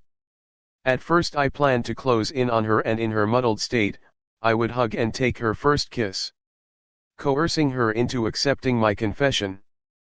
But now that she regained her composure and calmness, I had to be more careful. I don't know how she will react. In my last life, my previous plan always worked. BTCHS would always act conservative and pure, but when I cornered them they showed their true form. Of course, in my previous life my identity was enough to make the BTCHS wet. But now I don't know. I can only hope my charm was enough to hook in this innocent virgin. Really? Then what about earlier? You said I was not your type and I should not waste my time on you. With grim eyes, Jaya looked at me and questioned. That I was just trying to gain your interest by being different. A fine woman like you should have many suitors. There is no way you would be interested in a poor boy like me, let alone remember me. So, I said what I said earlier to let you, my goddess, remember me. I know my place, so I would be happy with just my goddess remembering me, a poor boy who fell for you. I eloquently made up lies to support my behavior earlier. You are saying it was all an act to increase my interest in you. Then why stop now? Jaya did not fall for my lies and sweet words. I could see that my actions were doing more harm than good and did not want my goddess to remember me as a hater. Also, I would not forgive myself if I did not confess my feelings for you. So I decided to stop with the charades and be frank with you. And face the consequences head on. I sincerely apologize for my behavior earlier, please forgive me. I know I can't measure up to you, my goddess, so I don't ask you to reciprocate my feelings but to acknowledge them and my existence. All I ask is to allow me to admire you from afar. Will that be possible, my goddess? I said, bowing my head. Since I cannot implement my first plan, I decided to act like a harmless loser. Whatever. Did you know your stunt almost got you killed? You do whatever you want, I do not care as long as it does not affect me, otherwise don't blame me for being heartless. Now let's talk about my origin card creation. Don't worry about your fees, as long as I am satisfied I will pay you handsomely.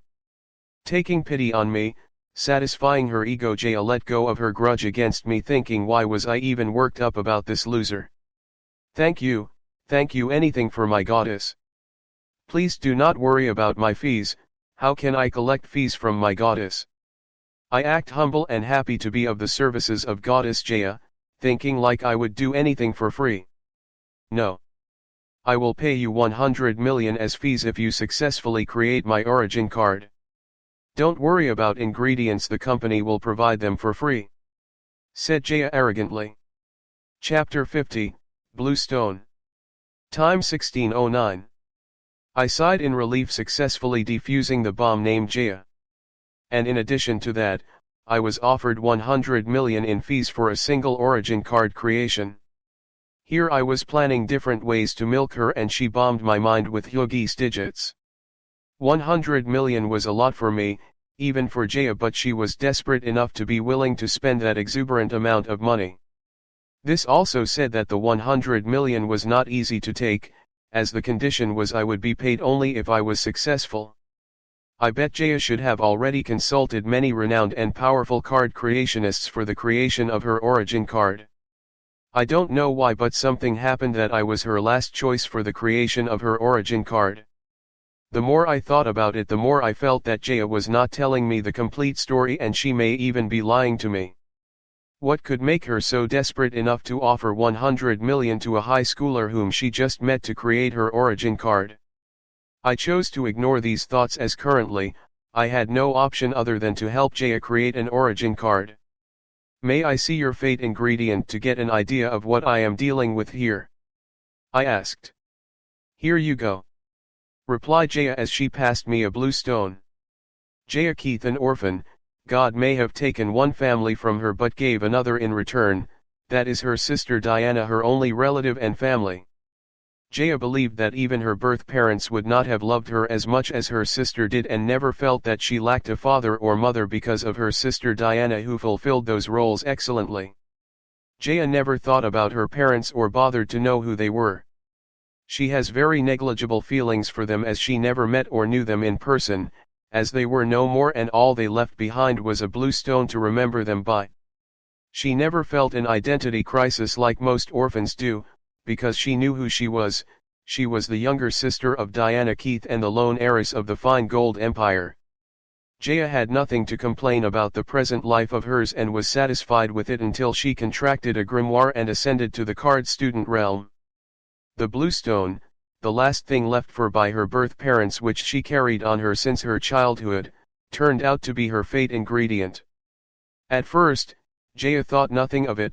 She thought maybe her stronger emotional attachment to it turned it into her fate ingredient. But when she consulted the fine gold card creationists to use the blue stone to create her origin card, the company card creationists told her that her blue stone was no ordinary stone. It contained a huge amount of soul power, and they could not proceed with card creation until they knew what the stone was and what it was capable of. Even though Jaya did not know who her parents were, she always thought that they must be normal people with tragic fate. But finding that blue stone was no ordinary stone changed her opinion. Jaya, who did not care about her past or birth parents, suddenly became curious about her past and her birth parents. To quench her curiosity, Jaya could only turn to one person, her sister Diana. When questioned, Diana did not hide anything respecting Jaya's decision. She revealed everything she knew about Jaya's past.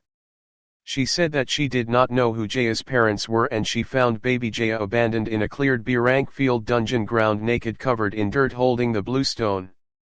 It seems when Diana tried to take the blue stone, baby Jaya would cry relentlessly. So she thought that the blue stone must be important to baby Jaya and let her keep it. According to Diana, seeing how baby Jaya was abandoned in a dungeon, Jaya's birth parents may have fallen in the dungeon.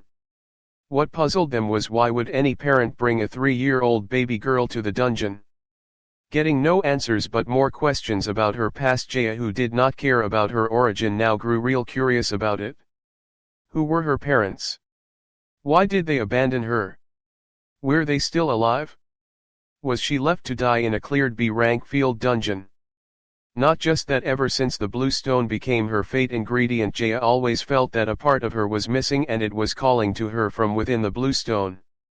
As time went by, these feelings of missing a part of herself and calling from within the blue stone grew stronger within Jaya until it became unbearable and turned into agony.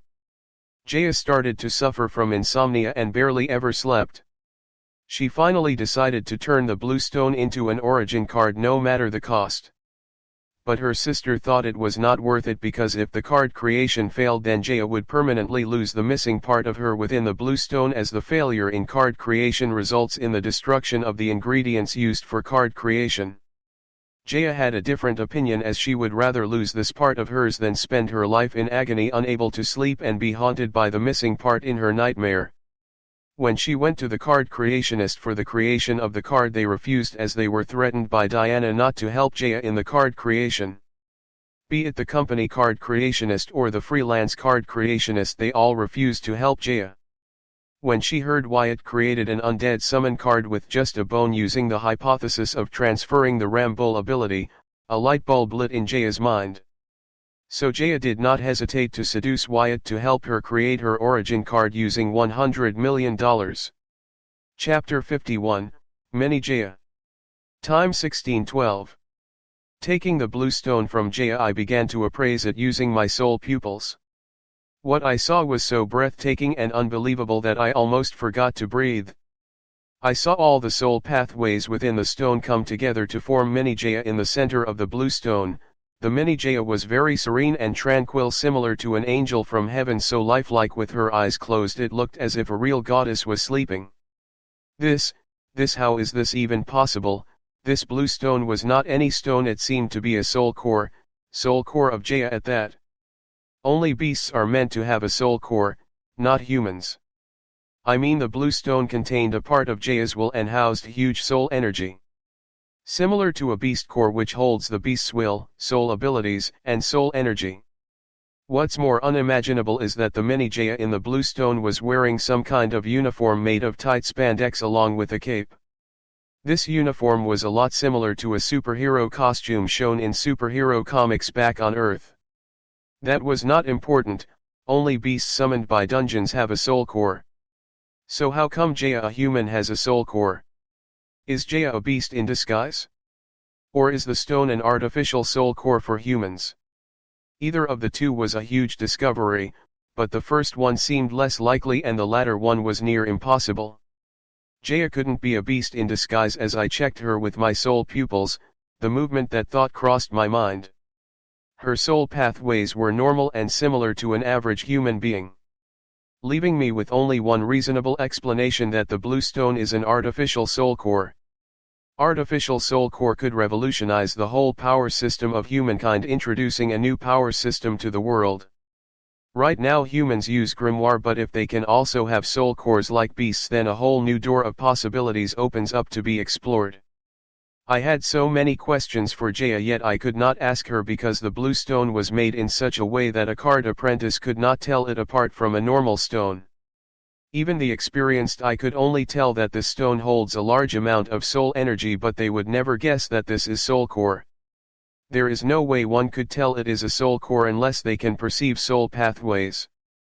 If I questioned Jaya about the artificial soul core, then I would be hinting to her that I can perceive the soul pathway in some way.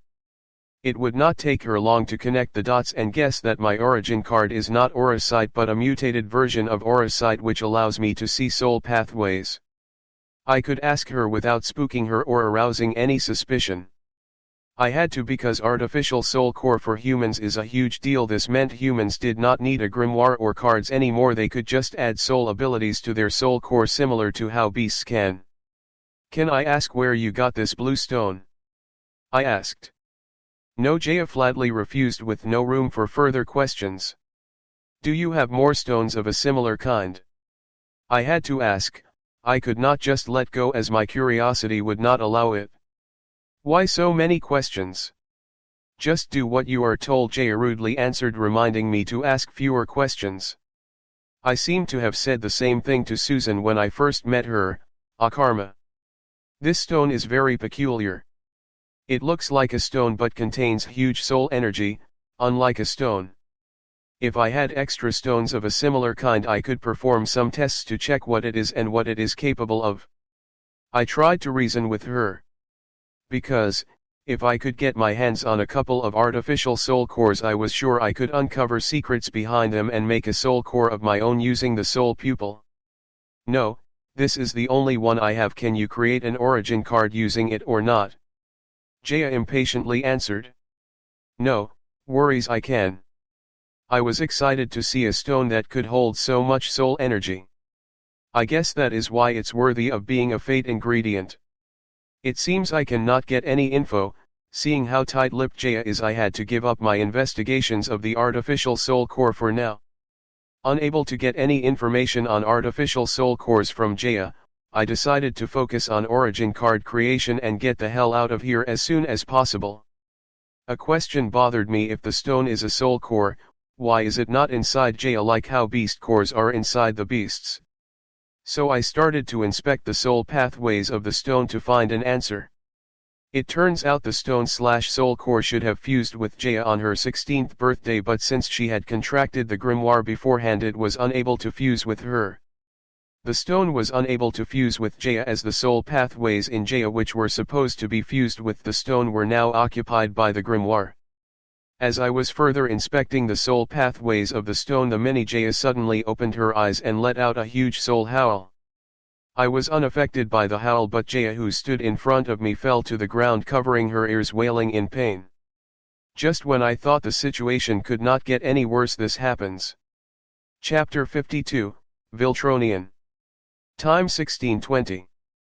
Seeing Jaya roll on the floor wailing with her hands covering her ears, I was flustered.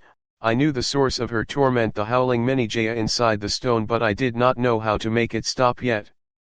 I could see that some of the soul pathways from the stone were connected to Jaya, and the mini Jaya was trying to communicate with Jaya using the soul pathway, but these soul pathways were not for communication, therefore Jaya could not understand what mini Jaya was trying to express. Instead, it led to her agony.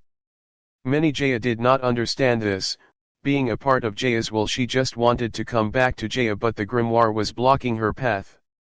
I could put an end to Jaya's misery, but it would require me to cut the connection of the stone with Jaya. It would be the opposite of what she hired me for. Even though I knew what was happening, why it was happening, and how to stop it, I could only sit back and watch it all happen, to let nature take its course. After 15 minutes, mini Jaya was finally done howling and closed her eyes, returning to her sleep, ending Jaya's misery. Jaya, who was rolling on the floor unable to withstand the pain seconds ago, suddenly got up and glared at me with bloodshot red eyes. I understood why she is glaring at me. The first thing taught to her as the fine gold heiress is not to show weakness in front of anyone, be it loved ones, family, friends, etc. What just happened a few seconds ago went totally against that teaching. So I know right now Jaya is thinking of hundreds of ways to assert her dominance over me and feel like the one in control here. So, I did not dare to test her patience or provoke her. Her eyes were shouting, "Come at me if you dare. Fouquet, the artificial soul core, I will be content if I left in one piece from here." I cursed inwardly and said I did not see anything, not daring to look into Jaya's eyes. Jaya snorted and asked, "So, can you create the origin card or not?" Earlier I was planning to delay the card creation as much as possible to get more info on the artificial soul core, but now it was no longer required, as I could tell that Jaya herself had no idea what this stone was. If she had known about the stone/artificial soul core, then she would have known the reason for her suffering earlier and stopped it from happening. It seems she doesn't even know what the stone is in the first place. Wasting no more time, I said, "I can create the origin card, and I require rank Highwood Wisp X10. Unique grade origin core X1. That's it and nothing else. You barely ordered any ingredients. For the undead summon card earlier you spent 100 million on the ingredients. I want a strong origin card, stronger than the undead summons card from earlier, not some sorry excuse of a card as my origin card."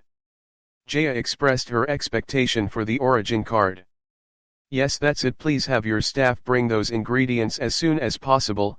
Believe me, your origin card is going to be the best card I have created to date," I assured Jaya. Jaya's fate ingredient is her very own artificial soul core. All I have to do is to give it the ability to turn itself into a card and become a part of the grimoire so that the grimoire would not block it from fusing with Jaya. For which I only required those two ingredients. This card creation might be the easiest card I have created to date. Soon the staff brought in the ingredients. Erank Highwood Wisp X10, $1 million. Unique Grade Origin Core X1 $125,000. Total, $1,125,000. Amount paid, on the house. Jaya repeatedly reminded me, more like warned me, that I better fail than creating a weak-ass card. Since the bathhouse was a private bathhouse, we decided to carry on with the card creation in the bathhouse instead of going to a card lab. Forming a party with Jaya, I borrow her grimoire and place all the ingredients on the card creation page. Closing my eyes, I concentrate on the creation of the origin card. This case of card creation was a special case because here I was not going to move the soul pathways of the ingredients into the origin core. Instead, I would move the soul pathways of the origin core into the stone/soul core, giving the soul core the ability to morph into a card. But before that, I will strengthen the soul core with 10 Highwood Wisp to enhance Many Jaya. After enhancing Many Jaya, I give it the ability to morph into an origin card. That's it, origin card creation complete. Now that the stone/soul core is the part of the grimoire, the stone can share the soul pathways occupied by the grimoire and completely fuse with Jaya. Card name, Viltronian. Card type, origin card, active. Card ratings, nil. Card effect, user can summon the powers of a Viltronian at will. Additional effect, the user gains the physique of a Viltronian, passive. Cooldown time, none. As I passed the origin card to Jaya, the bathhouse door was kicked in and people dressed in black started to pour into the bathhouse. Equipping her new origin card, Jaya looked at the entrance of the bathhouse and said, "Sister, you are here, good. I was just about to test my new origin card." Chapter 53, Area 501. Time 1656. Location Sky Blossom City, Fine Gold Tower 1, G1 Training Hall. Viltronian, I was not new to this word, but I wanted to check if it meant the same as I knew. Therefore I stuck around, not that I had a choice, as I did not receive my promised fees yet, and these people in black who suddenly barged into the bathhouse did not want me to leave and guided me to the training hall. My current situation was very bad. Physically I was fine, but mentally I was coming up with hundreds of ways to deny my willing involvement in the creation of Jaya's origin card. But I was worried that I won't receive my fee for the card creation if I deny my involvement. It turns out the infamous chairwoman of Fine Gold Group, Diana, had warned all card creationists about helping Jaya in the creation of her origin card. I knew Jaya was hiding something from me. I chose to ignore it, being blinded by the dollar signs in my eyes, but I did not know that it would potentially come back to bite me. I did not know why Diana had banned Jaya from creating an origin card, but I knew by helping Jaya I was caught in the crossfire between the sisters. Diana was beautiful and looked stunning in her smart jumpsuit with a blazer, and was very tall. Her long legs followed by 6-inch high heels were breathtaking. By the way, Dinah is a lot scarier in person with her grim face and all. I don't know if she is always like that or just pissed off at Jaya. It's true that she doesn't heal her scars, and she does carry them with pride. I did not get to talk to her, but she did give me a hard glance. Standing in the middle of the training hall, Jaya summoned her grimoire and activated her origin card for the first time. An energy bolt from within the grimoire hit Jaya, emitting a blinding flash, and the next second Jaya floated in the air covered in a grey glittering bodysuit with a golden 8-point star on her chest. The bodysuit came with a white cape and gold trim, with a pair of golden bracelets and boots. Exactly like a superhero suit shown back in Earth comics. Seeing Jaya in her glory, I was dumbfounded. Only one thought ran through my head: fuck. She is the same as him, that Viltronian bastard. I should kill her. But he said he was the last of his kind and his home planet Viltron was destroyed. How can a Viltronian be here? Wait. Does that mean I can return to Earth? Date April 2, 2027. Time 4:30. Location Earth, Area 501, Underground Military Base, Floor G17. Okay, good try fellows, April Fool's Day is officially over 4.5 hours ago. Did you just fly me over here at midnight to prank me? Dr. Wyatt, please behave yourself. This is not a prank, you are right now in the world's most secretive military base. Most of the world leaders don't even know this base exists. You think we are gonna risk revealing the base just to prank you? Get over yourself. The guy with 6 stars on his camouflage uniform reprimanded me. Excuse me, General, how am I supposed to react to this? You fly me over at midnight to God knows where, and then ask me to build a heavy-duty plasma cutter to cut the bodysuit on a human corpse which you claim to be an alien being. You have a point there. Saying that, the general unholstered his pistol and aimed at the head of the corpse. What are you doing? I asked, thinking, fuck, this is why I do not like to deal with the military. Proving to you that this is no prank. Then he shot at the corpse head at point-blank range. I backed hurriedly, trying to avoid the brain matter which was supposed to scatter throughout, but it did not happen. The skin of the corpse completely absorbed the force of the bullet on the impact and remained unharmed.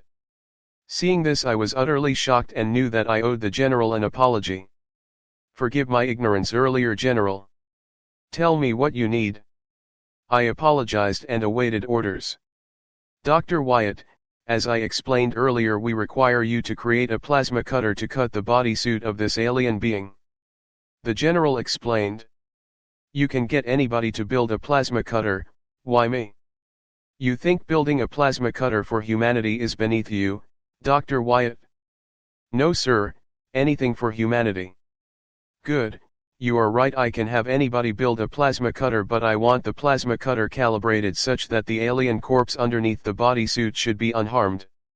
We don't know what material this bodysuit is made up of, but it is blocking us from getting a full body CT scan of this alien corpse.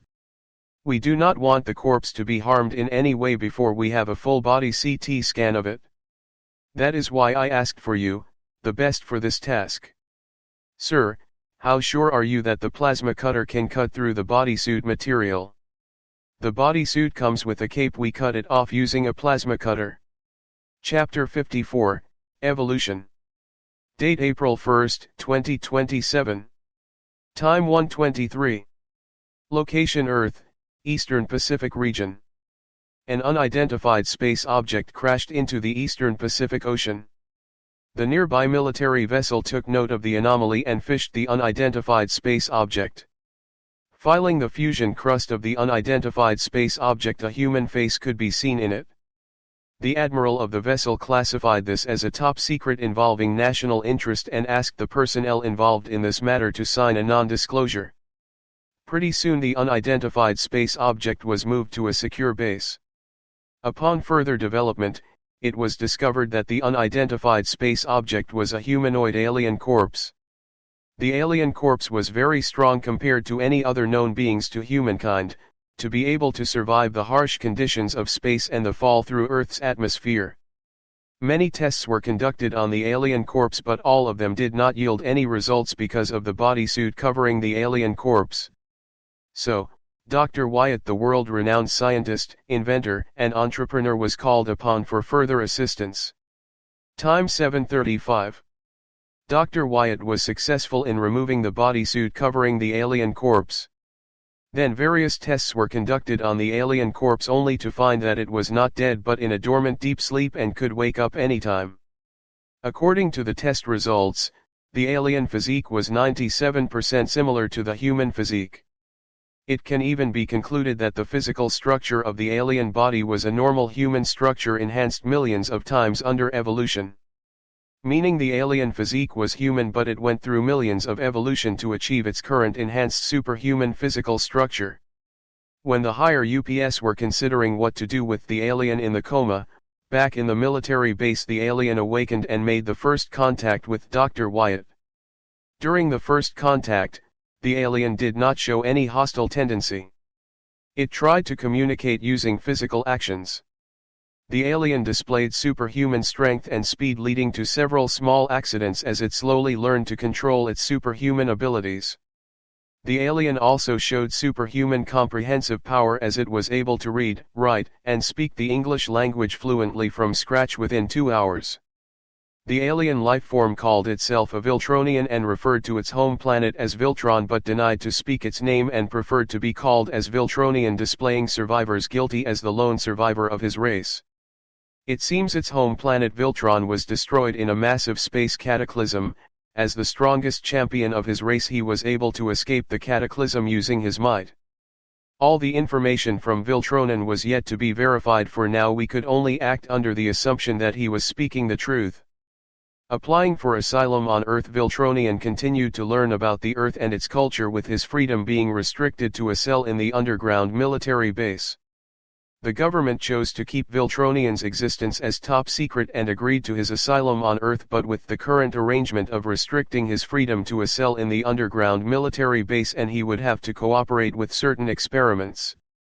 After receiving the government's term for his asylum on Earth, Viltronian neither agreed nor disagreed with the terms, but overnight he vanished from the military base. With the escape of Viltronian, the Earth's top leaders started to be assassinated one after another, spreading mass panic. New world leaders were appointed to fill in for dead world leaders, but they were also assassinated the very next day they came to power. This cycle continued. The world was completely covered in panic and fear, as no one knew what was happening, why it was happening, and how to stop it. New leaders had to be appointed for the chain of command to work, as with no proper functioning chain of command the world would crumble within no time. So no matter how many times the world leaders were assassinated, new one had to be appointed. The position which was once coveted by all had now become the position dreaded by all.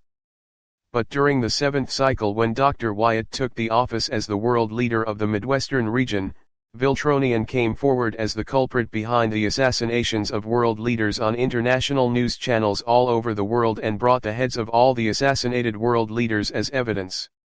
When asked why, he gave a simple reply that he did so because he could, and left behind an ultimatum for the current world leaders, saying that they had to submit to him as the planet Earth's supreme ruler, or next time he will not just assassinate the world leaders but also wipe out the cities they are in. Being the current leader of the Midwestern region, Dr. Wyatt had two choices: one, to sit quietly and act as if he did not know anything about Viltronian, or he could come forward and explain to other world leaders what was happening. Of course, Dr. Wyatt chose later and briefed the other world leaders about Viltronian and his capabilities, also sharing all the information on Viltronian over an online conference. All the world leaders had a different reaction to the information, but all agreed not to submit and to hunt down the Viltronian bastard no matter the cost. Chapter 55, Chaos. Date June 27, 2027. Location Earth, Brazil, Sao Paulo, Sunho Arabe. While the world was trembling in fear, the bastard responsible for this was enjoying Brazilian cream donuts. Using all the tech in the world, it did not take us long to track Viltronian, but the question was, how do we kill him? That bastard was faster than a bullet and also bulletproof. Concentrated odorless sedative enough to kill 100 elephants was added to his meal, but he still did not go down, though he was slowed down enough to get blasted by RPG. The RPGs did not affect Viltronian, except for burning the clothes on his body, which only annoyed him as he went on a complete rampage, turning the once beautiful vibrant Sao Paulo into a flaming graveyard. About 12.3 million lives were lost, and we knew it was not going to be the last. What was more unbelievable, that some of the world leaders thought that we should have started with a nuclear strike, since those lives would be lost anyway. This led to a huge conflict between the alliance members, forming two groups, one that believed nuclear weapons should be used as the last resort, and the other which believed that nuclear weapons should have been used at the very beginning for damage control. It hasn't been a day since the alliance was formed, but cracks were already beginning to show in it. Since RPGs were pretty much useless, we can assume that no other explosives except nuclear could kill him.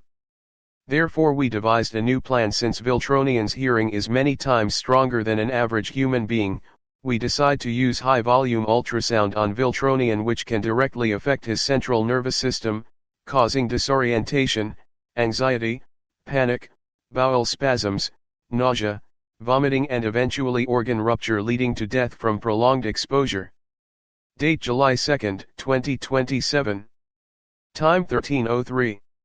Location Earth, India, Navi Mumbai, Sharma Jalabhai Wala.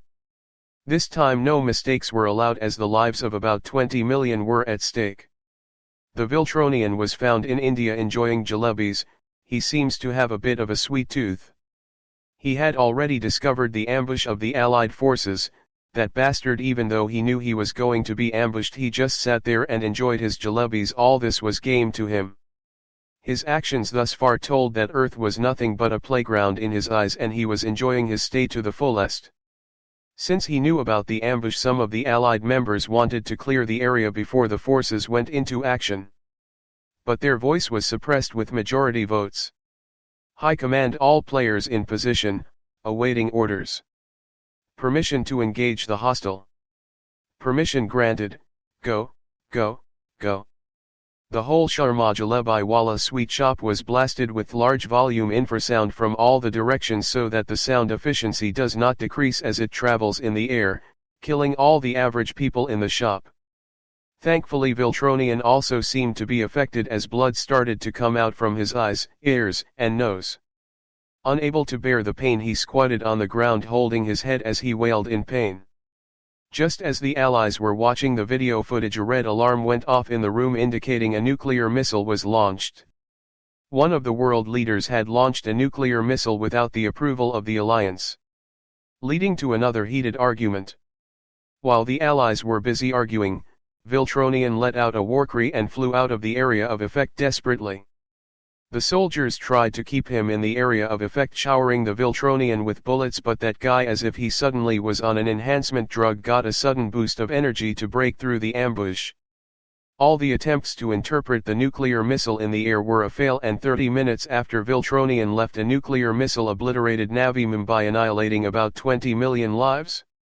This incident almost broke the alliance if not for Dr. Wyatt's new idea to use the materials from Viltronian's suit to create bullets and shrapnel for bombs. Even though the material of the bodysuit is soft, it was able to resist plasma cutter, and it could be hardened to form bullets and shrapnels by doping it with other alloy metals. While the Allies were busy preparing for the new plan, Viltronian followed the trail left behind by the nuclear missile to its source and got his hands on 10 nuclear bombs, which he used to obliterate 10 densely populated cities of that country, killing nearly 120 million people. The world shook with 11 nuclear strikes in a single day, and chaos enveloped humankind. The alliance response was very disappointing, as they blamed the world leader who launched the nuclear missile without the agreement of the alliance for the 140 million lives that were lost. Chapter 56, Second Chance. Date July 7, 2027. Time 8:20. Location Earth, Russia, Shlisselburg Village, Shlisselburg Fortress. A few months ago I was a world-renowned scientist, inventor, and entrepreneur, but now I am a world leader. I had to step up since my people needed me to. But now I am one of the culprits responsible for the deaths of 153 million lives. I did not know how my new colleagues slept, but I could not close my eyes for a second as the lost souls haunted my sleep. The alliance right now was an empty shell. Most of its members have become neutral, some even considered surrendering to Viltronian. It all depended upon today's mission. If it was successful, all is well and good, but if we lost, then I cannot imagine the future of humankind. After our ambush at Navi Mumbai, we know Viltronian was not invisible. He too bleeds like the average human.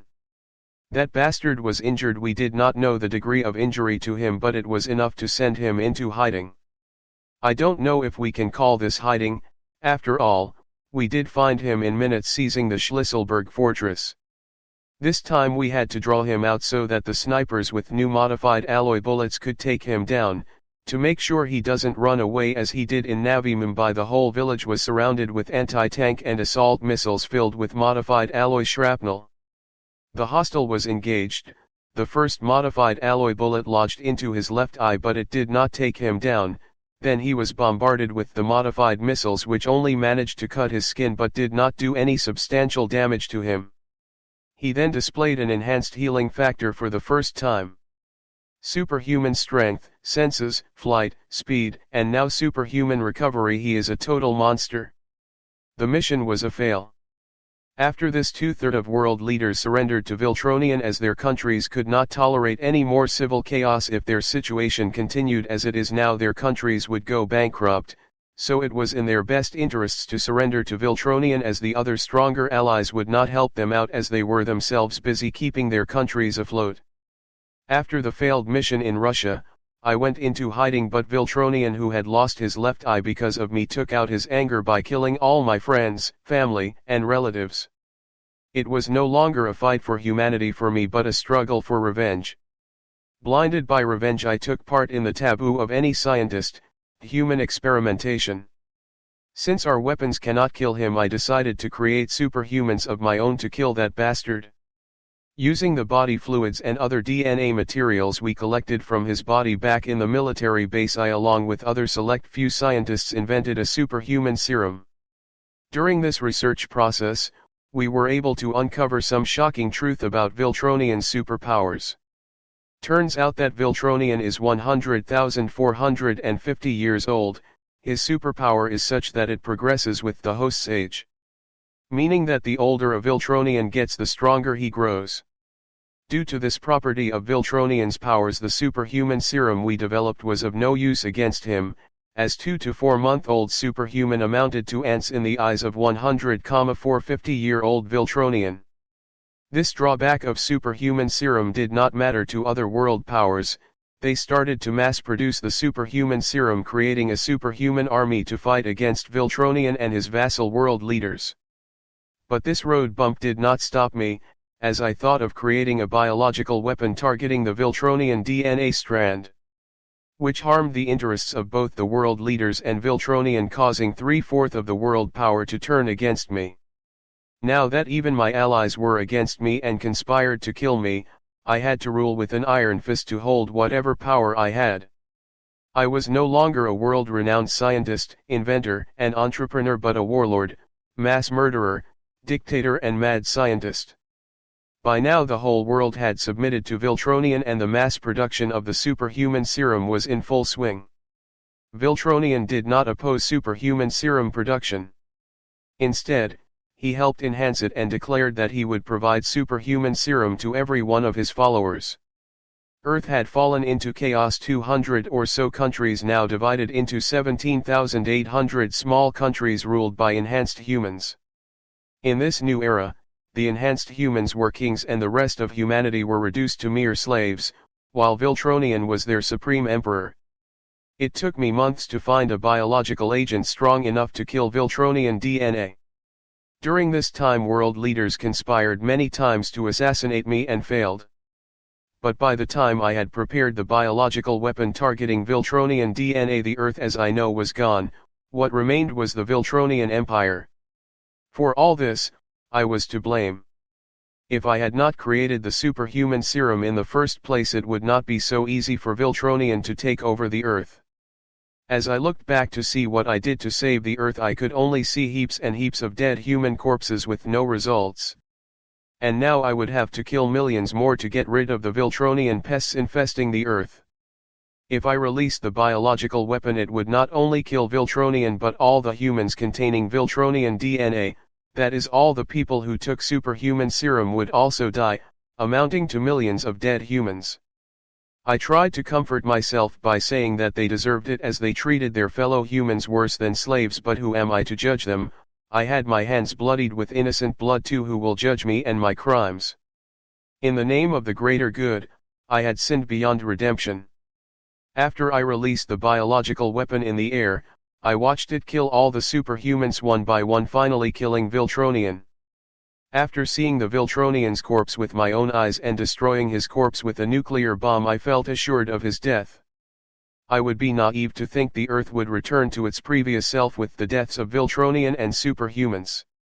Since our goal was achieved, all the people supporting my cause left to get a piece of their share in the new era. While some of them banded together with the new world leaders to hunt me down and get me to create a new version of superhuman serum. I evaded their traps and ambush many times until I was finally caught, but when I gained consciousness I was in young Wyatt's room. Knowing that I was given a second chance, I decided to live a peaceful life and not repeat the same mistakes I did back on Earth. Chapter 57, Psycho Sisters. I contemplated Jaya's Viltronian powers and uniform while considering whether to kill her or just continue with my new life. Not many, how about none, get a second life, but I was lucky enough to get one. I could stick with my last life's ways to kill every Viltronian I see or just let go, as Jaya was not the one who did all those horrible things back on Earth. Why do I have to even consider this?